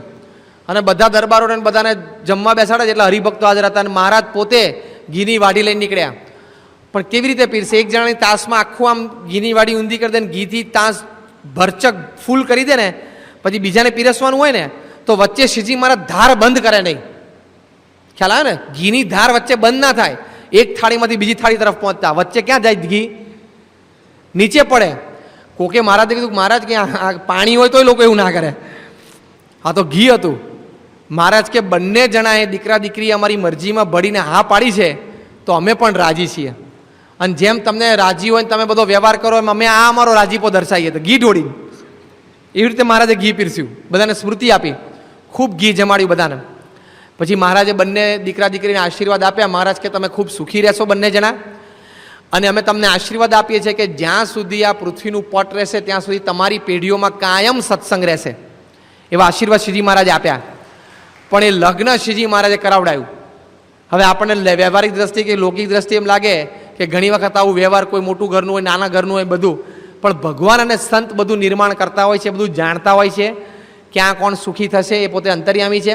પણ આવા પોતે ભક્તવત્સલ હતા કે પોતાના આશ્રિત ભક્તોનું સર્વ પ્રકારે હિત ઈચ્છતા, એનું આ લોકનું જીવન પણ પોતે ગોઠવી દેતા. પરલોકનું તો પોતે નિશ્ચય કલ્યાણ કરવાના છે, પણ આ લોકનો વ્યવહાર પણ સર્વ પ્રકારે પોતે ગોઠવી દેતા. આવા પોતે ભક્તવત્સલ હતા. એમ પ્રમુખ સ્વામી મહારાજ પણ આવા જ ભક્તવત્સલ છે. મુંબઈના હરિભક્ત છે સાધુરામભાઈ અને એમના દીકરા માર્કંડભાઈ. અત્યારે તો માર્કંડભાઈ એમના પત્ની ફૂલ ટાઈમ દિલ્હી અક્ષરધામની સેવામાં છે. પણ આજથી લગભગ 5 વર્ષ પહેલાં, 6 વર્ષ પહેલાં માર્કંડભાઈએ બાપાને વાત કરી, સ્વામી બે દીકરીઓ મોટી થઈ ગઈ છે અને એમને લગ્ન કરવાના છે, તો હવે કોઈ સારો સત્સંગી છોકરો હોય તો તમે કહેજો. હવે આ તો કેટલા મોટા ઘરના આખા કુટુંબ. અને સ્વામીને વાત કરી રાખેલી, સ્વામી બંને દીકરીઓ એકદમ ચુસ્ત સત્સંગી છે, બહાર પાણી પણ કોઈ દિવસ નથી પીધું, કોઈ દિવસ ફિલ્મ નથી જોઈ. હવે આ તો કરોડોપતિનું ઘર કહેવાય, અબજોપતિ માણસો કહેવાય. અત્યારે વાલકેશ્વરમાં જે ફ્લેટમાં રહે છે બધા કરોડો રૂપિયાના ફ્લેટ છે. કે સ્વામી પણ બંને દીકરીઓ એમ કહે છે કે ચુસ્ત સત્સંગી છોકરો જોઈએ, નિયમ ધર્મવાળો, રવિ સભા આ તે બધું વ્યવસ્થિત ભરેવો. હવે આવડા મોટા ઘર માટે એવો સત્સંગી છોકરો શોધવો, સ્વામી કે સારું કરશું. જ્યારે જ્યારે સાધુરામભાઈ કે એમના દીકરા માર્કંડભાઈ મળે ત્યારે બંને, સાધુરામભાઈ એમને પૌત્રી હોય ને માર્કંડભાઈ એમને દીકરીઓ થાય, એમની વાત કરે. સ્વામી કાયમ કે સ્વામી કે આ જોશું, હશે તો કહેશું, હશે તો કહેશું. એ દરમિયાન બહુ સારા સારા માંગા દેશ પરદેશ થયા, કારણ કે એક દીકરી સ્વિટ્ઝરલેન્ડ ભણેલી ને એક દીકરી અહીંયા ત્યાં લંડન, એટલે મોટા મોટા ઘરોમાંથી માંગા આવે. પણ બે દીકરીઓ ના પડે, સત્સંગી જ છોકરો જોઈએ, ચુસ્ત નિષ્ઠાવાન. એટલે હવે સ્વામી પણ બધે શોધતા હતા, પણ આમ યોગ્ય પાત્ર મળતું નહોતું. એટલે કાયમાં કે કરે સ્વામી કે કરશું. 1.5-2 વર્ષ વીતી ગયા. એક દિવસ સ્વામી અહીંયા મુંબઈમાં હતા 99ની સાલમાં, ના લગભગ 97ની સાલમાં, અને સ્વામી સવારે ઠાકોરજીના દર્શન કરવા માટે ગયા. આમ ઘનશ્યામ મહારાજના ખંડમાંથી પાછા ફરતા હતા અને પેલા દિવ્યેશ સાગર બાળમંડળનો કાર્યકર હતો, આમ ઊભેલો જોયો. સ્વામીએ નજીક બોલાયો. સ્વામી કે શું કરસ તું, તારે ભણવાનું પૂરું થઈ ગયું?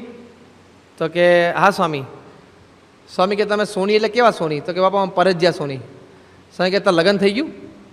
કે નાના સ્વામી મારું લગ્ન ક્યાં થયું? મારું થયું તમને ખબર ના પડે? આશીર્વાદ લેવા ના આવું કે તમને પૂછ્યા વગર થોડે કરું કે? સ્વામી કે તાર લગ્ન નથી કરવાના? તો કે હા કરવાના. સ્વામી કે ક્યાંય જોયું તે? તો કે ના જોયું નથી. તો સ્વામી કહેતા શું શું મનમાં શું છે તારે? કે બાબા મારી ઈચ્છા છે, હમણાં ન્યૂઝીલેન્ડ મારે જવાનું છે અને ત્યાં 2 વર્ષ હું જોબ કરું અને ત્યાં સેટ થઈ જાઉં, પછી લગ્ન કરવા માટે પાછું આવીશ. તો સ્વામી આમ 1 સેકન્ડ માટે આમ થોડું વિચારી અને પછી સ્વામી દિવ્યેશને કે જો હવે તારે ક્યાંય જોવાનું નથી, ત્યારે ક્યાંય જવાનું નથી, અને હું તને કહીશ. તો દિવ્યેશ કે ભલે સ્વામી, જેમ આપની ઈચ્છા હોય. પછી એકદમ ધીમેથી નજીક જઈને સ્વામી એને પૂછ્યું, ધીમા સ્વર્યો, સ્વામી કે તને પટેલ ફાવે? સ્વામી પૂછ્યો પેલા સાગરને, દિવ્યેશને, તને પટેલ ફાવે? એટલે પેલો કે સ્વામી તમે કોણ એટલે બધું ફાવે, તમે મનમાં ખચકાટ ના રાખતા, તમારા મનમાં જે હોય કહેજો. સ્વામી કે સારું, તું ક્યાંય જોતો નહીં, તાર પપ્પાને ઘરે જઈને વાત કરી દે. સ્વામીએ ના પાડી. એટલે ઘરે જઈને વાત કરી, સ્વામીએ મને આવું કહ્યું. અને એ તો બધા એકદમ નિષ્ઠાવાન મહેન્દ્રભાઈ ને બધા સત્સંગી, એટલે કે ભલે સ્વામી જે નક્કી કરતા હોય. 4-5 દિવસ થયા ને પછી એક દિવસ રાત્રે સ્વામી આમ વ્યક્તિગત મુલાકાત પછી અંદરની રૂમમાં જતા હતા 9:30-10 વાગે. તો પેલા કેદાર ઠક્કરને ખૂણામાં ઊભેલો જોયેલો. દિનેશભાઈ ઠક્કર આપણા નિર્દેશક છે મુંબઈ ક્ષેત્ર 1ના, એના દીકરો. સ્વામી કે અહીંયા તે ભણી લીધું? તો કે શું ભણ્યો? તો કે કમ્પ્યુટર એન્જિનિયર થયો. સ્વામી કે શું કરવાનું? તો કે બાપા અમેરિકાના મારે વિઝા તૈયાર થઈ ગયા છે H1, અને મને ત્યાં કંપનીએ સ્પોન્સર કર્યો છે અને હું હમણાં 1 મહિના પછી અમેરિકા જાઉં છું. સ્વામી કે તારું લગ્ન થઈ ગયું? તો કે ના. સ્વામી કે તે જોઈ રાખ્યું કે નક્કી થયું છે સગાઈ? કે ના બાપા કંઈ નક્કી નથી થયું. સ્વામી કે બસ તો હું નક્કી કરીશ, તું ક્યાંય જોતો નહીં. તો કે સારું. એટલે 2 બુકિંગ પૂરા કરી નાખ્યા સ્વામી તરત. અને પછી 99ની સાલમાં આપણે અહીંયા ભરૂચમાં આપણે જે પ્રતિષ્ઠા થઈ 2001ની સાલમાં મને લાગે છે, અને ભરૂચના પેલા આપણે કળશ પૂજન હતું ભરૂચમાં આપણે શિખરબદ્ધ મંદિરનું. આગલા દિવસે સાંજે સ્વામી પત્રલેખન કરતા ધર્મચરણ સાંજ કીધું માર્કંડભાઈને ફોન કરો મુંબઈ. ભરૂચથી માર્કંડભાઈને ફોન કર્યો, જ્યાં 2 દીકરીના બાપ. સ્વામી કે શું કરો છો? તો કે બાપા રોડ ઉપર છું ને અત્યારે ઓફિસથી ઘરે જાઉં છું. સ્વામી કે કાલ સવાર મને અહીંયા ભરૂચ આવીને તમે મળો. તો કે હા ભલે. એણે પૂછ્યું કે બાપા મારે કંઈ આમ કરવાનું છે, મારે કંઈ લઈ આવવાનું છે, કંઈ કામ છે આપને? સ્વામી કે ના, તમે આવો ને પછી હું વાત કરું. તો સ્વામી એ આવ્યા, એ તો બીજે દિવસે નીકળી ગયા ઘરે, કે મને સ્વામીએ બોલાવ્યો છે, જે કામ હોય. અને પહોંચ્યા. આ બાજુ સ્વામી દિનેશભાઈને ફોન કર્યો, દિવ્યેશને ફોન કર્યો. હવે દિવ્યેશ હતો, એના પપ્પા મહેન્દ્રભાઈ બારગામ ટૂર ઉપર હતા. દિનેશભાઈ હાજર હતા અને એનો દીકરો કેદાર હતો, એ હાજર નહોતો. એને એ લોકોને બોલાયા. અને સ્વામી કે જો, માર્કંડભાઈ કીધું તમારી બે દીકરીનું લગ્ન આપણે નક્કી કરીએ છીએ. માર્કંડભાઈ તો જોઈ જ રહ્યા સ્વામી સામે કે ભલે સ્વામી.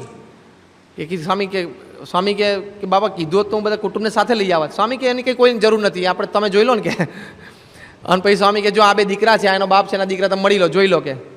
માર્કંડભાઈ કે સ્વામી બધું જોયેલું જ છે, આપ જો નક્કી કરતા તમે રાજી જ છીએ. સ્વામી કે એમ નહીં, તમે ઘરે ફોન કરીને પૂછી જુઓ. હવે એક તો બોલાયા નહીં, હવે ઘરે ફોન કરીને હું પૂછવાનું?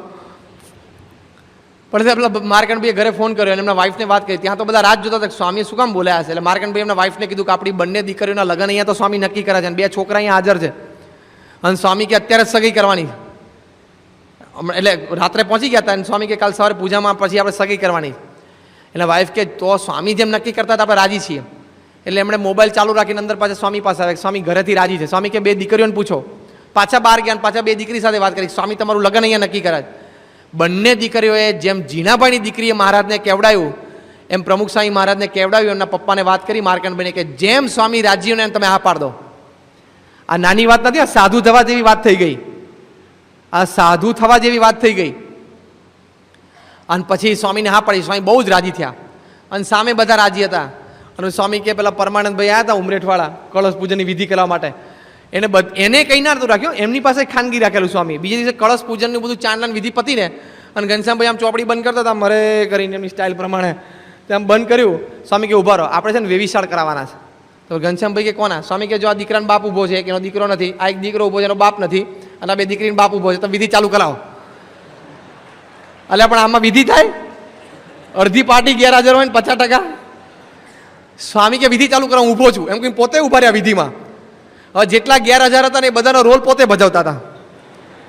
ગુરુ ગણો કે બાપ ગણો કે માં ગણો કે જે ગણો એ ગોર ગણો કે જે ગણો એ પોતે વન મેન શો.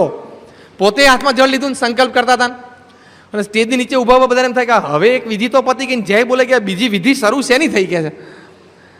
અને સ્વામી આ વિધિ ચાલુ કરે પછી બધી વિધિ બોલતા હતા. વચ્ચે વચ્ચે સ્વામી કંઈ કામ હતું એટલે કોઈ સંતોને બીજી વાત કરતા હતા. અને એમાં વિધિ ચાલુ થઈને બધી આગળ વિધિ ચાલી. અને માર્કંડભાઈએ બે દીકરી વતી એનો બાપ હાજર, બે દીકરીની દીકરા આ બાજુ પેલા લોકો ગેરહાજર અડધા. અને બધા સંકલ્પ કરતા હતા. અને પછી એકદમ વિધિ અટકી. એટલે સ્વામીનું એકદમ આમ ધ્યાન ગયું. સ્વામી કે કેમ બધું અટક્યું? એટલે માર્કંડભાઈ કે સ્વામી પરમાનંદભાઈ એટલે જે વિધિ કરાવે છે એમ કહે છે કે નામ બોલો કે સામ સામે લગ્ન થાય, કોણ કોના લગ્ન થાય એ પ્રમાણે. તો સ્વામી કે એમાં શું બોલી નાખો નામ? આ બે આપણે તમને ઓળખો તો છો, બે હરિભક્તો બે દીકરા કે. ત્યારે માર્કંડભાઈએ બાપાને પ્રશ્ન પૂછ્યો. સાંભળજો હા, હરિભક્તોને કેટલો વિશ્વાસ હોય છે મહારાજ સ્વામીમાં કે બાપા હું નામ તો બોલું કે બે દીકરીના લગ્ન આ બે દીકરાઓ સાથે, પણ કોના કોની સાથે તો કહો. એ ગોઠવણ કોના, આટલી બધી વિધિ ચાલુ હતી ત્યાં સુધી કોના કોની સાથે એ તો હજી આમ બધું સ્વામીના મનમાં મોટા પુરુષને અંતર્યામી પણ જાણતા હશે. પણ બેમાંથી એક કુટુંબે પૂછ્યું નથી કે આ બેની સામે બે ગોઠવો છો, પણ એમાં ઇન્ડિવિજ્યુઅલ કોણ કોની સાથે એ તો નક્કી કરો. કેટલો વિશ્વાસ બંને કુટુંબોને. જેમ સ્વામી કરતા એમ બધું સારું જ છે.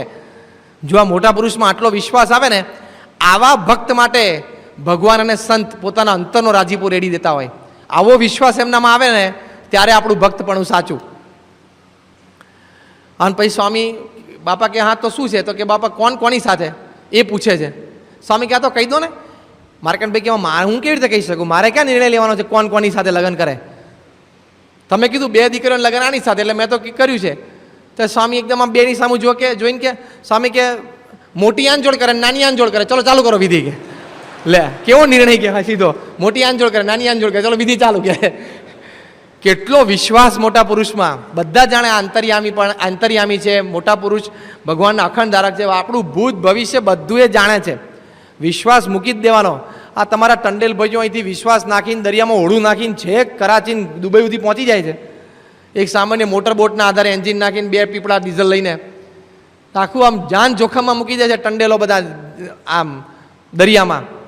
તો આપણે આપણા ગુરુહરિ પ્રમુખ સ્વામી મહારાજ માટે આપણે સહેજ કોઈ પ્રસંગે કેમ નથી મૂકી શકતા? એ આપણો દેહભાવ છે. એ મૂકીએ ત્યારે આપણું ભક્તપણું સાચું ને પછી એમના ભક્તવત્સલપણાનો અનુભવ આપણને થાય કે એમનો પ્રેમ કેવો છે અને આપણું જીવન એ કેવું ગોઠવે છે. પછી બધી વિધિ પૂરી કરાવડાવી, પછી એટલા રાજી થયા. અને જેમ શ્રીજી મહારાજે બંને કુટુંબને આશીર્વાદ આપેલા એમ સ્વામી આશીર્વાદ આપ્યા. સ્વામી કે બે જણા ખૂબ સુખી થશે, આ લોકનું પરલોકનું બે કામ આજે પૂરું થઈ ગયું. મહારાજને જોગી મહારાજ અંતરથી રાજી થઈ ગયા છે અને બેયની પેઢીમાં પૃથ્વીનું તળ રહેશે ત્યાં સુધી સત્સંગ રહેશે. જેમ મહારાજ આશીર્વાદ આપ્યા તેમ સ્વામી આશીર્વાદ આપ્યા. પછી પાછો નાસ્તો કરવા બેઠા ત્યારે બધાને બેસાડ્યા, પોતાના થાળમાંથી બંને કુટુંબને આશીર્વાદ આપ્યા, પ્રસાદ આપ્યો. અને પછી પાછા મળી અને પાછા નીકળતા હતા. તે બંને કુટુંબમાં નીકળતા હતા. માર્કંડભાઈ, દિનેશભાઈ હતા, પછી આ બાજુ પેલો દિવ્યેશ હતો, એ બધા નીકળતા હતા. તો સ્વામી આમ પાછળ બેઠા બેઠા આમ જોઈ રહ્યા, પછી થોડુંક હસ્યા. અને એ જ વખતે આમ દિવ્યેશની નજર આમ પાછળ પડીને સ્વામીને હસતા જોયા, એટલે ઊભા રહી ગયા. પાછા ત્રણેય જેન્ટ્સ બાપા પાસે આવ્યા અને બાપાને કે, બાપા તમે કેમ હસતા હતા? સ્વામી કે કંઈ નહીં. બાપા કે ના તમે હસતા હતા. સ્વામી કે ના ના એવું કંઈ નહીં. દિવ્યેશ કે બાપા મેં તમને હસતા જોયા ને, મેં પાછળ જોયું ને, તમે કેમ હસતા હતા? સ્વામી કે આ તો મારી એક વાત કહેવાની રહી ગઈ, એટલે મને મનમાં એમ હતું. દિવ્યેશ કે શું વાત રહી ગઈ? દિનેશભાઈએ પૂછ્યું શું વાત રહી ગઈ? સ્વામી કે પાછા ત્યાં તમે મુંબઈ જાઓ તો પાછા એકબીજા મળી લેજો, કોણ કોની જોડે છે પાછું જોઈ લેજો કે છે. હવે આ તો કે તે પાછું મુંબઈ જઈને આમાં મેં મળી લેજો, કોણ કોની જોડે છે, બે બે ચાલે કે મળી લેજો સામ સામે કહે છે. પછી ખૂબ રાજી થઈને આશીર્વાદ આપ્યા અને પાછું પ્રસાદનું બોક્સ આપીને બધાને વિદાય કર્યા. આજે બંને કપલ સુખી છે. કેદાર ઠક્કર ત્યાં હ્યુસ્ટનમાં છે. બંને પતિ પત્ની હ્યુસ્ટનમાં પ્રતિષ્ઠા થઈ, બંને જણા જોબ કરે છે, સારામાં સારી નોકરી કરે છે હ્યુસ્ટન અમેરિકામાં.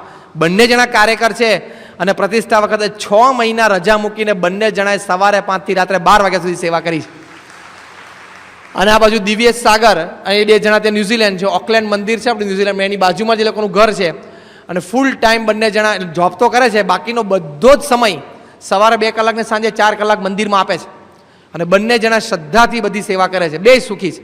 બે કુટુંબો તમે પૂછો કે ઓહો બાપાએ ખૂબ મહેર કરી દીધી. પણ જો આવી રીતે જેમ શ્રીજી મહારાજ હરિભક્તોના દરેક પ્રશ્નોમાં નાના મોટો રસ લઈને એને પ્રશ્નોનું સમાધાન કરી આપતા, એમ પ્રમુખ સ્વામી મહારાજ પણ આવા જે વિશ્વાસુ હરિભક્તો હોય એના પ્રત્યે આવો ભાવ રાખી, લાગણીને પ્રેમ રાખી એના દરેક પ્રશ્નનું સમાધાન કરી આપે છે. તો જો મોટા પુરુષમાં આવો વિશ્વાસ હોય, આવા ભક્ત આપણે થઈએ ત્યારે એ પણ અંદરથી એમને ઉલટ આવી જાય અને મોટા પુરુષને એકવાર હૃદયમાંથી ઉલટ આવી જાય, આ લોકને પરલોક બધું ગોઠવી નાખે. એક દ્રષ્ટિ પડે ને તમારું આ લોક પરલોક બધું ગોઠવાઈ જાય. પણ આપણે પછી એમાં કંગાલિયત કરીએ, જો વિશ્વાસ પૂર્ણ ન મૂકીએ. શ્રીજી મહારાજે કીધું છે કે તમારા આવકનો 10 ધર્માદો કે 20 તમારે કાઢવો. તમે એમ કહો કે મારે તો માંડ ઘરનું પૂરું થાય છે અને બચત તો મહિને 500 રૂપિયા 1000 રૂપિયાની રહે છે, એમાં ક્યાં 10 કાઢું? પણ તમને આ પ્રશ્ન થાય છે કે 10 હું ક્યાં કાઢું, કારણ કે મારે ઓછી બચત છે અને મારો પગાર ઓછો છે અને ખેંચ રહે છે. તો આવી ખેંચ હરિભક્તોને રહેશે કે રહેવાની હશે, બધું શ્રીજી મહારાજ જ્યારે આ શ્લોક લખ્યો ત્યારે નહીં ખબર હોય, એ કંઈ નહીં જાણતા હોય. અને આજે પ્રમુખ સ્વામી મહારાજ નથી જાણતા, એમને ખબર છે, છતાં એમણે શ્લોક લખ્યો કે ગમે તે પરિસ્થિતિ તમે આટલું કરજો. કેમ? આટલું કરશો તો તમારી લક્ષ્મી શુદ્ધ થશે, હકની થશે અને મહારાજની અને સંતની મહેરબાનીથી આ લક્ષ્મી વધશે પણ ખરી. યોગીજી મહારાજ તો ચોખ્ખું કહેતા, આ લેના બેંક નથી, આ દેના બેંક છે. જે હરિભક્તને પોતાની સ્થિતિ એવી ને એવી રાખી હોય એને વિસાંશ આપો, યોગીજી મહારાજ ચોખ્ખા શબ્દ બોલતા. અને જે હરિભક્તોને પોતાની સ્થિતિ છે એનાથી વધારવી હોય તો 10 આપજો. અને આજે જે હરિભક્તો સત્સંગમાં 10 ધર્માદો કાઢે છે એ બધાની હરિભક્તોની સ્થિતિ છેલ્લા 10, 12, 15, 20 વર્ષમાં તમે જો આર્થિક રીતે લોકિક રીતે વધતી જ ચાલી છે. અરે શું લઈ લેવું છે ભગવાન અને સંતે તો આપવા બેઠા છે, પણ પહેલાં થોડુંક આપવું પડે, થોડુંક આમ મુકાવડાવે ભગવાન અને સંત આપણી પાસે. લોભ મૂકો થોડો એટલે સામે બધું આપે. તમે કૂવામાં ડોલ નાખો છો અને પછી બીક રાખો ડોલ છટકે અંદર જશે ને મારી ડોલ ખોસું તો, એવી બીક રાખો તો ડોલ ભરીને જે પાણી બહાર આવે છે ને તરસ છીપે છે થાય.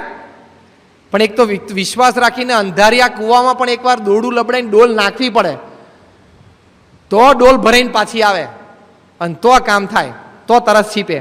એમ મોટા પુરુષના અને ભગવાનના વચન છે એટલે એક પ્રમાણે એકવાર કરવું પડે. એવા ભક્ત આપણે થઈએ તો ભગવાન અને સંતના અંતરમાં ઉલટ આવી જાય. એટલે ખચકાટ નહીં રાખવાનો. યોગીજી મહારાજ પાસે ગરીબ ભક્ત વ્યક્તિગત દર્શન વખતે આવ્યા અને યોગીજી મહારાજ હાથ પકડ્યો, ગુરુ તમારો પગાર કેટલો? હવે સીધું આવું તમને પૂછે તમારો પગાર કેટલો એટલે શું થાય? તમને મનમાં પહેલો વિચાર શું આવે? હમણાં કંઈક સેવા માંગશે કે એટલે પેલાને હરિભક્તને વિચારો કે હમણાં યોગી મહારાજ સેવા માંગશે. હવે એમનો હતો 1400 રૂપિયા પગાર. યોગી મહારાજ શું કે બાપા મારો પગાર 700 રૂપિયા છે. તો યોગીજી મહારાજે આમ દયાના શબ્દો બોલ્યા કે તો ગુરુ તમારે પૂરું નહીં થતું, નહીં ઘરમાં બહુ તકલીફ રહેતી હશે. કે હા સ્વામી, માંડ પૂરું થાય છે, પૂરું નથી થતું. યોગી મહારાજ કે 700 જ પગાર છે? તો કે હા. જો બીજી વખત ચાન્સ આપ્યો યોગીજી મહારાજે સાચું બોલવાનો. શું બોલ્યા યોગી મહારાજ? કે ગુરુ 700 જ પગાર છે? હવે સાપ બધે જ આમ વાંકો ચાલે, અને દરમાં વાંકો ચાલે તો કેળો છોલાઈ જાય, કીડીઓ ફોલી ખાય. દરમાં તો સીધો ચાલવું પડે, એમાં અહીંયા આડા ચાલો તો કાર્યક્રમ પૂરા થઈ જાય. યોગીજી મહારાજે ગેવ હિમ અ સેકન્ડ ચાન્સ. યોગીજી મહારાજ કે ગુરુ આમ ખરેખર, એટલે યોગી મહારાજ કે ગુરુ 700 જ છે? તો કે હા સ્વામી, પૂરું નથી થતું. યોગી મહારાજ જાઓ, ગુરુ આશીર્વાદ આપે છે, 1000 થઈ જશે. અને બિદ્યાળે ઓફિસમાં ગયા અને એક ફાઇલ ખોટી બનાવી હતી ને એમાં વાંકમાં આવ્યા હતા. સાહેબ કે તમને કાઢી મૂકું. પેલા કે નાના બાપા કાઢી ના મૂકશો, નહીં તો મારે બધા બૈરી છોકરા રખડી પડશે, ભૂખે મરશે, ગમે તે મને નોકરી રાખો. તેનો સેટ કે એક શરતે રાખો. શું? 400 રૂપિયા પગાર ઘટાડ દો, 1000 રૂપિયા આપું, બોલતા રહેવું હોય તો. સારું કે 1000 રૂપિયામાં રાખજો. તરત યોગી મહારાજના વચન યાદ આવે, કાલ હાંજે ધબ્બો મારે તો 1000 રૂપિયાનો. એને કહેતા કહી દીધું હોત કે 1400 રૂપિયાનો પગાર, તો એકાદ પગાર યોગીજી મહારાજે માંગ્યો હોત, પણ એક પગાર માંગીને સામે આવું કરી નાખ્યું હોત. વિશ્વાસ મોટા પુરુષમાં, તો એ વ્યવહાર બધી રીતે સાચવી લે. રાજકોટના એક હરિભક્ત છે નારાયણભાઈ શેઠ. અત્યારે એમની ઉંમર લગભગ 70 વર્ષની હશે. નારાયણભાઈ ચોટલિયા. તે એમને 250 રૂપિયા પગાર હતો. રાજપૂતપુરાના મંદિરમાં જે આમ પગાર લઈને, પગાર જે દિવસે થયેલો, સાંજે યોગીજી મહારાજ રાજકોટમાં બિરાજમાન હતા, સીધા સભામાં આવ્યા. 6 વાગે છૂટીને સીધા સભામાં આવ્યા કે સભા પછી ઘરે જશું, કારણ કે યોગીજી મહારાજ ત્યાં હોય ત્યાં રોજનો એક ક્રમ. યોગીજી મહારાજ સભા પૂરી થઈને પછી નારાયણભાઈને બોલાવ્યા કે ગુરુ પગાર કેટલો? હવે એ જ દિવસે 250 રૂપિયાનો પગાર લઈને ખિસ્સામાં આવ્યા હતા. અને યોગી મહારાજને આ જોઈને કે બાપા 250 રૂપિયાનો પગાર છે. કે ગુરુ અમારે અહીંયા ઠાકોરજી ઉપર 2 પંખા નંખાવા છે, તમે સેવા કરશો? તો નાનભાઈ કે હા સ્વામી, આપ જેમ રાજી થાવ એમ કરીશ. બાજુમાં ભાનુભાઈ ગઢિયા ઉભા, એમને પૂછ્યું કે 2 પંખા લાવવા હોય તો કેટલા ભાવ થાય? કે બાપા 125 રૂપિયાનો પંખો આવે છે, 2 પંખા લાવવા તો 250 રૂપિયા થાય. ખિસ્સામાં એક્ઝેક્ટ 250 રૂપિયા, હા, પગારના. જોગીમાં કે ગુરુ 250 રૂપિયાની સેવા થાય? કે હા બાપા. ખિસ્સામાંથી સીધા જ 250 કાઢીને ભાનુભાઈ ગઢિયાને આપી દીધા ઠાકોરજીના પંખા માટે. હા, યોગીમાં જ અંતર્યામી પુરુષ છે, જાણતા નહીં હોય કે આ પગાર લઈને આજે તાજો ને તાજો આવ્યો છે, ખિસ્સામાં 250 રૂપિયા છે. પણ આટલી સેવા કરીને જોગી મહારાજ અંતરથી રાજી થઈ ગયા. અને જોગી મહારાજ આશીર્વાદ આપે, જાઓ ગુરુ, મોટા ઓફિસર થઈ જશો. નારાયણભાઈ કે બાપા ઓફિસર તો આપની દયાથી જ્યારે થવું ત્યારે, પણ અમારે અહીંયા રાજકોટમાં મોટું શિખરબદ્ધ મંદિર થાય ને આપ કહો છો તો એ જલ્દી થાય એવો આશીર્વાદ આપજો ને સારી સેવા થાય. ક્યારે થશે? જોગી મહારાજ કે આજે તમે કેટલી સેવા કરી? તો કે બાપા 250 રૂપિયાની સેવા કરી. કે ગુરુ માથે 2 મીંડા ચડે ને 25,000 રૂપિયાનો તમારો પગાર થશે ને ત્યારે રાજકોટમાં શિખરબદ્ધ મંદિર થશે. આ એ રિટાયર થયા ત્યારે એમનો પગાર 25,000 રૂપિયા હતો અને આજે 16,000 રૂપિયાનું વ્યાજ આવે, એટલે પેન્શન આવે છે એમને.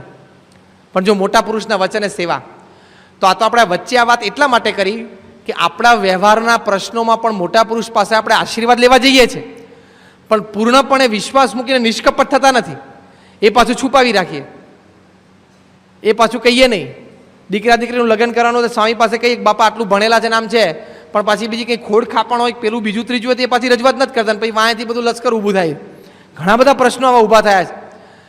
તો જો વ્યવહારમાં ભગવાન અને મોટા પુરુષ તો કૃપા કરે છે, પણ આપણે વિશ્વાસ રાખીને નિષ્કપટ મોટા પુરુષ પાસે થઈ જવું પડે. એમ કરીએ તો ભગવાન અને સંત અંતરથી ખૂબ રાજી થતા હોય છે. એક છેલ્લો પ્રસંગ કહીને આપણે આજનો દિવસ પૂરો કરીએ કે ભક્ત વત્સલપણાના દાવે જેમ વ્યવહારની રક્ષા કરે છે, એમ આપણા જીવની પણ પોતે રક્ષા કરે છે. શ્રીજી મહારાજ એક વખત જેતલપુર ગામમાં બિરાજમાન હતા. તે વખતે મહારાજને શું ઉલટ આવી તે મહારાજે આનંદ મુનિ સ્વામીને બોલાવ્યા. અને મહારાજ કે આનંદ મુનિ તમે જળ લઈ આવો, અમારે હાથમાં જળ લઈને નિયમ લેવા છે. સંતોએ કીધું મહારાજ તમારે તો અમને નિયમ આપવાના હોય, તમારે તો આજ્ઞા કરવાની હોય, તમે તો પૂર્ણ પુરુષોત્તમ નારાયણ છો, તમારે કેવી રીતે નિયમ લેવાના? તમારે શું કામ નિયમ લેવાના? મહારાજ કે ના, આજે તો મારે નિયમ લેવો છે. આનંદ મુનિ સ્વામી જળ લઈ આવ્યા. મહારાજે જમણા હાથમાં 3 ટીપા જળ મૂક્યું. બધા સંતો હરિભક્તો આજુબાજુ આમ આતુરતાપૂર્વક ઊભા રહ્યા કે મહારાજ પોતે કયા નિયમ લે છે. એમાં શ્રીજી મહારાજે પહેલો નિયમ બોલ્યા. મહારાજ કે અમારે 3 નિયમ આજે લેવા છે. એમ કહીને પહેલો નિયમ મહારાજ બોલ્યા. મહારાજ કે જ્યારે જ્યારે ઉત્સવ સમયમાં હરિભક્તો ભેગા થાય ત્યારે એમના ખબર અંતર પૂછવા, ઉતારાની જમવાની વ્યવસ્થા પૂછવી, એ અમે નિયમ લઈએ છીએ. એ નિયમ આજે 5મી પેઢીએ ચાલુ છે કે નહીં? પ્રમુખ સ્વામી મહારાજનો ઉત્સવ સમયમાં જાઓ છો ત્યારે ખબર અંતર પૂછે છે કે નહીં? બીજો નિયમ શ્રીજી મહારાજે લીધો. મહારાજ કે જ્યારે જ્યારે ઉત્સવ સમયમાં હરિભક્તો રસોઈ આપે ત્યારે એક વખત એ ઉત્સવ દરમિયાન બધા સંતોને અમારે જાતે પીરસીને જમાડવા. આજે પણ 5મી પેઢીએ નિયમ ચાલુ છે. સ્પેશિયાલિટી દૂધપાક અને પૂરણપોરી. આ બે સ્પેશિયાલિટી છે. પ્રમુખ સ્વામી મહારાજ આ બે વાનગી ખાસ સંતોને પીરસતા હોય છે. પણ એ નિયમ બીજો આજે પણ 5મી પેઢી 200 વર્ષથી ચાલુ છે. પણ જે ત્રીજો નિયમ શ્રીજી મહારાજે લીધો એ અદ્ભુત નિયમ શ્રીજી મહારાજે લીધો છે. મહારાજ પોતે ત્રીજો નિયમ બોલ્યા કે અમે ત્રીજો નિયમ એ લઈએ છીએ કે અમારા આશ્રિત ભક્તો હોય, નાના મોટા ભાઈ બાઈ ગ્રહસ્થ ત્યાગી, એ તમામ જેણે અમારું ભજન કર્યું હોય ને અમારા આશ્રિત હોય અને અમારા સ્વરૂપનો નિશ્ચય કર્યો હોય એને અંત સમયે દર્શન આપીને ધામમાં લઈ જવા એ અમે ત્રીજો નિયમ લઈએ છીએ. આ નિયમ લીધો છે શ્રીજી મહારાજ હાથમાં પાણી લઈને જેતલપુરમાં. પછી મહારાજ બોલ્યા કે કદાચ એ ભક્તને અંત સમયે પોતાના દેહનું ભાન ન હોય, બેભાન થઈ જાય, અથવા અત્યારે જેમ આપણે કહીએ જેમ કોમામાં જતા રહે, કદાચ એ ભક્તને દેહનું ભાન ન હોય અને અંત સમયે કદાચ અમારી સ્મૃતિ ન પણ રહી હોય એને, તો પણ એને જીવનકાળ દરમિયાન જે અમારું ભજન કર્યું છે અને અમારો આશરો કર્યો છે અને અમારી ભક્તિ કરી છે એ સામી દ્રષ્ટિ રાખીને અમે અંત સમયે એને ધામમાં લઈ જશું. કેટલી કૃપા કહેવાય ભગવાનની. આ એનું અપાર ભક્ત વત્સલપણું છે. શ્રીજી મહારાજ ગઢડામાં બિરાજમાન હતા અને મારતે ઘોડે અસવાર આવ્યો, ઉતરીને સીધો મહારાજ પાસે જઈ ચડ્યો અને મહારાજને બાજુમાં કાનમાં જઈને કે મહારાજ ઝીણાભાઈની અંત અવસ્થા છે, જુનાગઢમાં ખાટલો છે અને પોતે સૂતા છે અને ડચકા ખાય છે, એમની અંતરની ઈચ્છા છે કે મને મહારાજના દર્શન થાય, એટલે મને મોકલ્યો છે. અને આ કાગળ લખીને મોકલ્યો છે. મહારાજે કાગળ વાંચ્યો, ઝીણાભાઈ લખેલું કે મહારાજ મારો અંત સમય છે અને ગમે તેનું ધામમાં જાઉં, એકવાર મારી ઈચ્છા છે કે આપના દર્શન થઈ જાય. કાગળ વાંચ્યો ને મહારાજના બંને આંખમાં આંસુ આવી ગયા.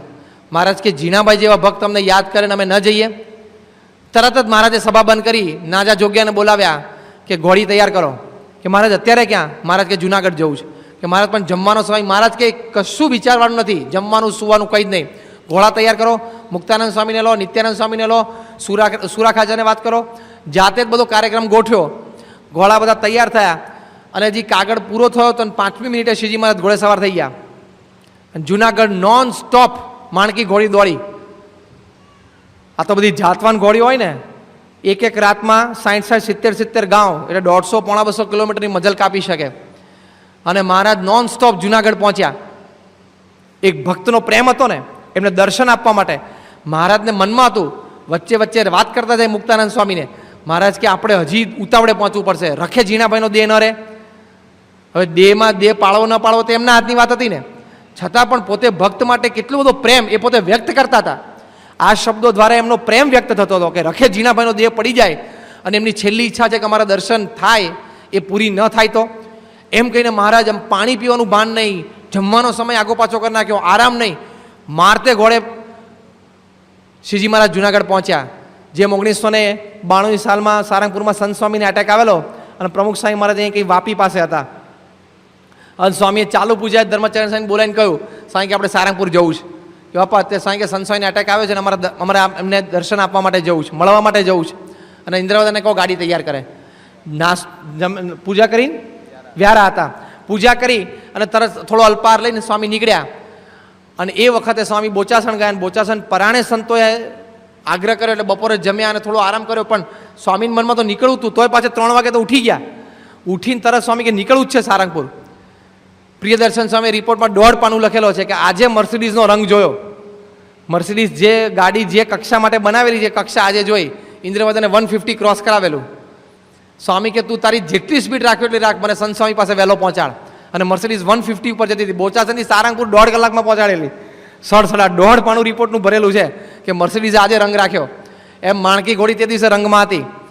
એમ શ્રીજી મહારાજ જુનાગઢ ઝીણાભાઈ પાસે પહોંચ્યા, સીધા જ ઝીણાભાઈના ઓરડામાં અને દોડીને શ્રીજી મહારાજ ઝીણાભાઈ જે ખાટલામાં સૂતા ત્યાં જઈને મહારાજ ઝીણાભાઈને ઉઠાડે. મહારાજ કે ઝીણાભાઈ સહેજ આંખ ખોલી અને મહારાજને જોયા, તૃપ્ત થઈ ગયા, એકદમ ઠરી ગઈ છાતી કે મહારાજ કે ઝીણાભાઈ હું આવી ગયો. એમ કહીને મહારાજ આમ બેઠા, આમ ખાટલા ઉપર બેઠા, ઝીણાભાઈના આખા શરીર ઉપર પોતે 2 વાર હાથ ફેર્યો. પછી છાતી ઉપર આમ થાબડતા આશીર્વાદ આપતા મહારાજ કે સ્વામિનારાયણ સ્વામિનારાયણ સ્વામિનારાયણ ભજન કરો, અમે તમને ધામમાં લેવા માટે આવ્યા છે. એમ કહીને ઠાકોરજીના દર્શન કરાવડાયા. ત્યાં પોતે ધૂન કરી ઠાકોરજીનો પ્રસાદીનો હાર એ વાસુદેવનારાયણનો ઓરડેથી લીધો હતો, એ મહારાજે અમને પહેરાવડાયો. અને ત્યાં શ્રીજી મહારાજે ઝીણાભાઈની સેવાઓ બધી યાદ કરી કે ઝીણાભાઈ તમને યાદ છે અમને જ્યારે વસંત ઉત્સવ ત્યાં કરેલો પંચાળામાં, ત્યારે તમે આવી સેવા કરેલી. તો ઝીણાભાઈ તો કંઈ બોલી નહોતા શકતા એટલે આમ ડોકું હલાવે, હલાવે એટલે શ્રીજી મહારાજ પછી પાછો બીજો પ્રસંગ યાદ કરાવે. અંત સમયે પોતાના ભક્તને પોતાનામાં વૃત્તિ જોડાવાનો પ્રયત્ન મહારાજ કરતા હતા. કેટલો દાખલો! એક એક પ્રસંગ જીણાભાઈની જે ભક્તિના સેવાનો હતો, સમજણનો હતો, એ બધો મહારાજ યાદ કરાવતા હતા. અને જીણાભાઈની પૂર્ણ રીતે વૃત્તિ એક ધારું એક તો મહારાજની સામે જોઈ રહેલા, મુખારવિંદ સામે, આટલે જ નજીક મહારાજ બેઠા હતા. અને આ બધા પ્રસંગોની મહારાજ સ્મૃતિ કરાવતા જાય. તો 1.5-2 કલાક સુધી શ્રીજી મહારાજ જીણાભાઈને બધી પોતાના ચરિત્રોની સ્મૃતિ કરાવી. અને મહારાજે કીધું, જો હવે અમે અહીંથી નીકળીએ છીએ, પણ મહારાજ અમે તમને ધામમાં લેવા માટે આવશું. જીણાભાઈ તરત મહારાજનો હાથ પકડી દીધો કે ના. અને પછી કીધું કે તમારા સાનિધ્યમાં જ ધામમાં જવું છે. મહારાજે આમ આંખ બંધ કરી અને હાથ ફેર્યો શરીર ઉપર, અને જીણાભાઈએ દેહ મૂક્યો, ધામમાં ગયા. અને તે વખતે ધામમાં જતા પહેલાં જીણાભાઈને મહારાજે પૂછ્યું કે તમારે કંઈ કહેવું છે, પૂછવું છે? તો કે હા. જીણાભાઈ કે મહારાજ, સોરઠમાં સત્સંગ તો બહુ સારો થયો છે આપની કૃપાથી, પણ સોરઠમાં એક મંદિર તમે મોટું કરો, અને એ પણ જો જુનાગઢમાં કરો તો આખા સોરઠનો સત્સંગ અહીં સચવાઈ રહે મંદિરના આધારે. મહારાજ કે કરશું. જીણાભાઈએ તરત ઈશારો કર્યો. એના મોટાભાઈ દાદાભાઈ બાજુ ઊભા હતા કે આપણે વાડીનો જે વાડી છે મારા નામે, એ તમે શ્રીજી મહારાજને આપી દેજો, ત્યાં મહારાજ મોટું મંદિર કરે. મહારાજે બીજું પૂછ્યું, હવે કંઈ પૂછવું છે? જીણાભાઈ એકદમ હાથ જોડીને તૂટતા સ્વરે, બોલી તો બહુ નહોતા શકતા, કે મહારાજ, આ મૂળજી બ્રહ્મચારી જેવી નિસ્વાર્થ ભાવે અને નિર્દોષ ભાવે તમારી સેવા કરે છે, એવી તો કદાચ હું નહીં કરી શક્યો, પણ મિયાજી ને રતનજી જેવી તમારી સેવા કરી છે, એવા ભાવથી મેં સેવા કરવાનો પ્રયત્ન કર્યો છે, તો મારી સેવા તમે બધી સ્વીકારજો અને મને ધામમાં લઈ જજો. મહારાજ કે તમારી બધી સેવા અમારી સુધી પહોંચી ગઈ છે, તમે નિશંક થઈ જાઓ. એ જીણાભાઈને એકદમ આમ છાતી ઠરી ગઈ. મહારાજ કે હવે કંઈ પૂછવું છે? કે ના મહારાજ, હવે કંઈ નથી પૂછવું. અને યોગી મહારાજે યોગીતામાં કહ્યું છે ને એ વાક્ય, યોગીજી મહારાજે આ પ્રસંગની સ્મૃતિ કરી છે. ત્રીજું શ્રીજી મહારાજ યાદ કરાયું. મહારાજ કે હઠીનું કંઈ પૂછવું છે? એટલે એનો દીકરા હઠીસિંહ, એ પ્રસંગ આવે છે ને યોગી ગીતામાં, એ આ પ્રસંગે બનેલો છે. ત્યારે જીણાભાઈ બોલ્યા કે મહારાજ, હઠી એમનો દીકરો, કે મહારાજ, હઠી તો તમારો ભક્ત થશે તો તમે ખબર રાખવાનો જ છો, હું ભલામણ નહીં કરું તોય. પણ જો હું ભલામણ ભલે મેં કરી હોય, પણ જો તમારો ભક્ત નહીં થાય તો મેં કીધું હશે તોય તમે ખબર રાખવાનો નથી, કારણ કે તમે ભક્ત વત્સલ છો, તમે ભક્તના છો પણ અભક્તના નથી. એટલે જેમ એનું સારું થાય એમ કરજો. મહારાજ કે બહુ સારું. પછી એ ધામમાં ગયા. મારે ત્યાં દામોદર કુંડ ઉપર બધી વિધિ કરાવડાવી. પાછા નારાયણ કુંડ આવીને મહારાજે સ્નાન કર્યું. દાદાભાઈ પાસે બેઠા, અને ત્યાં જ દાદાભાઈએ એ જ દિવસે જુનાગઢની જમીનનો લેખ શ્રીજી મહારાજને કરી આપ્યો. અને લેખ લઈને શ્રીજી મહારાજ પાછા ગઢડા પધાર્યા. અને ત્યાં પછી શ્રીજી મહારાજ અત્યારે જે જુનાગઢમાં જૂનું મંદિર છે, જૂના તાબાનું, એ મોટું મંદિર ત્યાં શ્રીજી મહારાજે બ્રહ્માનંદ સ્વામીને રાખીને કર્યું. પણ જો અંત સમયે પોતાના ભક્તને દર્શન આપવા સ્થૂળ દેહે પણ આપે, અને ઘણા બધા વખતે દિવ્ય દેહે પણ દર્શન આપવા, પણ મહારાજે આ પણ લીધું છે કે અંત સમયે ભક્તને દર્શન આપીને ધામમાં લઈ જવા. ગુણાતીયન સાંઈ વાતમાં કહ્યું છે, સ્વામી કે પૂર્વે તો અવતારો પોતાના 1 કે 2 કે 4 ભક્તોને લેવા આવ્યા હોય એવા પ્રસંગો શાસ્ત્રમાં લખેલા છે. અને આજે તો મહારાજ ઘરો ઘર પધારે છે. એ મહારાજનું પુરુષોત્તમપણું છે, એ શ્રીજી મહારાજનું સર્વોપરીપણું છે કે ઘરે ઘરે લેવા માટે આવે છે. એમ આપણા ગુરુહરિ પણ એવા અપાર ભક્તવત્સલ છે કે અંત સમયે પોતાના ભક્તને દર્શન આપીને ધામમાં લઈ જાય છે. એ શ્રીજી મહારાજે જે નિયમ 200 વર્ષ પહેલાં લીધો છે, આજે 5મી પેઢીએ પણ એ નિયમ ચાલુ છે. પ્રમુખ સાંઈ મહારાજ 1991ની સાલમાં ગોંડલમાં હતા, અને મુંબઈથી કોઠારી સ્વામીએ ફોન કર્યો કે સ્વામી દોલતભાઈ બહુ બીમાર છે અને અત્યારે પથારીવશ છે અને હોસ્પિટલમાં ખસેડ્યા છે. અને ડૉક્ટરે કીધું કે ગમે ત્યારે ધામમાં જાય, કે એમને થ્રોટ કેન્સર હતું. પણ આપની છબીને છાતી ઉપર રાખીને એક ધારું મટકું માર્યા વિના જોયા કરે છે અને રડ્યા કરે છે કે મને પ્રમુખ સ્વામીના દર્શન કરાવો. એમના દીકરાઓએ સમજાવ્યું કે પ્રમુખ સ્વામી તો અત્યારે ગોંડલમાં છે, હવે વાત પણ ન કરી શકે ફોન ઉપર, કારણ કે થ્રોટ કેન્સર હતું. જે કંઈ કહેવું એ લખીને કહે. એટલે કોઠારી બાપાએ આટલું કીધું, ને પછી કીધું કે સ્વામી, આપ ફોન એટલા માટે કર્યો કે આપને આ સમાચાર જણાવાતા કે આપ કૃપા કરજો કે ધામમાં જાય. સ્વામી કે કૃપા તો કરશું, પણ કોઠારી તમે તૈયારી કરો, હું મુંબઈ આવું છું. સીધું જો ફોન ઉપર કે હું મુંબઈ આવું છું. કે બાપા ક્યારે? સ્વામી કે તમે ફોન મૂકો એટલે અહીંયા હું વ્યવસ્થા કરું છું, ને આજ સાંજના પ્લેનમાં હું મુંબઈ આવું છું. હવે બપોરે 12 વાગે ફોન કરવાનો. સ્વામી કે સાંજના પ્લેનમાં હું મુંબઈ આવું છું. ટિકિટો કરાવડાવી સ્વામીએ પ્લેનની, પોતાની, સેવક સંતોની, સાથે લેવાના હરિભક્તો હતા. ગોંડલથી રાજકોટ એરપોર્ટ ઉપર આવ્યા, અને ત્યાંથી સ્વામી બોમ્બે ફ્લાય થયા. અને એરપોર્ટ ઉપર ઉતર્યા, અને કોટેજ સાહેબ પૂછ્યું સ્વામી આપણે મંદિરે જઈએ ને કાલ સવારે ત્યાં જશું. સ્વામી કે કાલ સવારે મારે અત્યારે દોલતભાઈને મળવા જવું છે. સીધા જ એરપોર્ટ ઉપરથી પ્રમુખ સાંઈ મહારાજ જસલોક હોસ્પિટલ ગયા, અને ત્યાં 7મે માળે દોલતભાઈ ત્યાં આઈસીયુમાં હતા. સીધા જ પહોંચ્યા સ્વામી. અને આમ જેમ શ્રીજી મહારાજ જીણાભાઈને ઓરડામાં પહોંચે, આમ દોડીને જીણાભાઈ પાસે પહોંચ્યા, એમ પ્રમુખ સ્વામી મહારાજના ચહેરા ઉપર પણ આમ ઉમટ હતી કે પોતાના લાડીલા હરિભક્તને મળવાની. સ્વામીના ઉતાવળે પગલાં થવા માંડ્યા. અને સ્વામીએ નિર્ભય સ્વામીના હાથમાંથી ઠાકોરજી પોતે લઈ લીધા અને સીધા જ જઈને દોલતભાઈના ખાટલા ઉપર બેસી ગયા, દોલતભાઈની બાજુમાં, અને ઠાકોરજી એમની છાતી ઉપર મૂક્યા.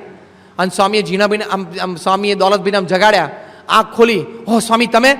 સ્વામી કે તમને મળવા માટે હું આવ્યો છું, જો હરિકૃષ્ણ મહારાજને સાથે લાવ્યો છું, લો એના દર્શન કરો. એમ કહીને જાતે હરિકૃષ્ણ મહારાજને ઊંચા કરીને દોલતભાઈને દર્શન કરાવડાયા.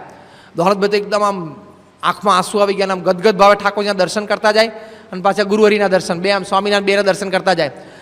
કે બાપા તમે આમ લખ્યું એને સ્લેટમાં, ક્યાંથી આવ્યા? સ્વામી કે અત્યારે ગોંડલથી આવ્યો, પણ આમ તો અક્ષરધામમાંથી આવ્યા છીએ. આમ તો હવે સ્વામી કેમ બોલ્યા? જ્યારે જ્યારે બાપા મુંબઈમાં હોય અને સવારે વોકિંગ કરવા માટે બહાર આવે 6:40 ત્યારે દરવાજા પાસે દોલતભાઈ ઊભા રહેતા, એમને ટેવ હતી. અને જેવા બાપા બહાર નીકળે એટલે પહેલું વાક્ય આ બોલતા હતા કે ઓહો સાક્ષાત અક્ષરધામમાંથી પધાર્યા. સ્વામીએ એમની એ સેવાને ભાવ, એ ભક્તિને વાક્યો, એ શબ્દો યાદ રાખેલા. સ્વામી કે આમ તો અમે ગોંડલથી આવ્યા છીએ, એટલે અત્યારે તો ગોંડલથી આવ્યા, પણ આમ તો અમે અક્ષરધામમાંથી આવ્યા છે. આટલું બોલ્યા અને દોલતભાઈ આમ આંખમાંથી આમ ચોધાર આંસુ રડી પડ્યા કે સ્વામી હું કાયમ જે વાક્ય બોલતો તે વાક્યની સ્મૃતિ કરાવી. સ્વામી કે યાદ છે અમે જ્યારે જ્યારે વોકિંગ કરવા માટે બહાર આવે ત્યારે તમે આ વાક્ય બોલતા? તો કે હા. જેમ ઝીણાભાઈને શ્રીજી મહારાજે બધા જ પોતાના ચરિત્રોની અને ઝીણાભાઈની ભક્તિ અને સેવાની સ્મૃતિ કરાવી, એમ પ્રમુખ સ્વામી મહારાજે પણ આ પ્રસંગ સહજ શરૂ કરી અને દોલતભાઈની બધી ભક્તિ સેવા બધી જે યાદ કરાવી અને બધી ખૂબ પછી ત્યાં સ્મૃતિ આપી. જેમ શ્રીજી મહારાજે શરીર ઉપર હાથ ફેરેલો ઝીણાભાઈને, એમ આખા શરીર ઉપર 2 વાર હાથ ફેર્યો સ્વામીએ દોલતભાઈને, અને છાતી ઉપર આમ આશીર્વાદ આપતા આપતા સ્વામી કે ભજન કરતા કરતા સ્વામી સ્વામિનારાયણ સ્વામિનારાયણ સ્વામિનારાયણ ધૂન બોલતા બોલતા સ્વામી કે હરિકૃષ્ણ મહારાજ સાક્ષાત આવ્યા છે, અમે પણ આવ્યા છીએ અને હવે તમને ધામમાં લઈ જવા છે. સ્વામી કે હરિકૃષ્ણ મહારાજ દર્શન કરો. જે વાઘા, કેટલું સરસ વાક્ય બાપા બોલ્યા. સ્વામી કે જે વાઘા હરિકૃષ્ણ મહારાજ અત્યારે પહેર્યા છે એ જ વાઘા પહેરીને તમને લેવા માટે આવશે. દોલતભાઈએ તરફ પ્રમુખ સ્વામી મહારાજનું ગાતર્યું પકડ્યું અને આમ ખેંચ્યું. સ્વામી કે અમે આ જ વાઘા પહેરીને લેવા માટે આવશું. પોતાના ભક્ત માટે કેટલો બધો પ્રેમ. અને પછી સ્વામી કે જો અમે અત્યારે મંદિરે જઈએ છીએ પણ મહારાજ તમને ધામમાં લઈ જશે. એ દોલતભાઈએ પૂછ્યું ક્યારે? કારણ કે પોતે પણ હવે એકદમ આકુડ વ્યાકુળ થઈ ગયા હતા ધામમાં જવા માટે. દોલતભાઈએ પૂછ્યું ક્યારે? સ્વામીએ પણ આમ કર્યું ને, સામે ઈશારો જ કર્યો. શું? આજે જ મહારાજ ધામમાં લઈ જશે. અને સ્વામી એ પછી સ્વામી ત્યાં, અરે ના, સ્વામી એવું બોલે, સ્વામી કે કાલે એકાદશી છે ને, બીજે દિવસે એકાદશી હતી, કે સ્વામી કે કાલે એકાદશીએ મહારાજ ધામમાં લઈ જશે.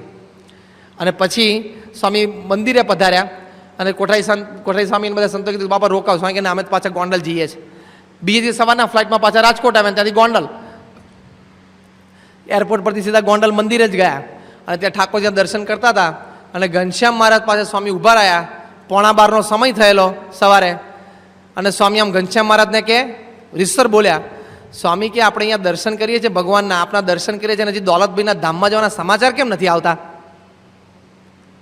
આટલું બોલ્યા અને હજી આમ દર્શન કરીને આમ ફર્યા અને જ્ઞાની સ્વામી નીચેથી દોડતા આવ્યા કે બાપા દોલતભાઈના દીકરાનો ફોન હતો અને હમણાં 2 મિનિટ પહેલાં જ દોલતભાઈ ધામમાં ગયા. સ્વામી કે હું ઘનશ્યામ મહારાજને પૂછતો હતો કે હજી કેમ ધામમાં નથી લઈ ગયા તમે દોલતભાઈને? જો આમ અંત સમયે દર્શન આપીને ધામમાં લઈ જાય છે ભગવાન અને સંત, એ આ વાતની પ્રતિથી. પછી સ્વામી પાછા એના દીકરા સાથે ફોન ઉપર વાત કરી, બધી વિધિ કેવી રીતે કરવી બધું કહ્યું.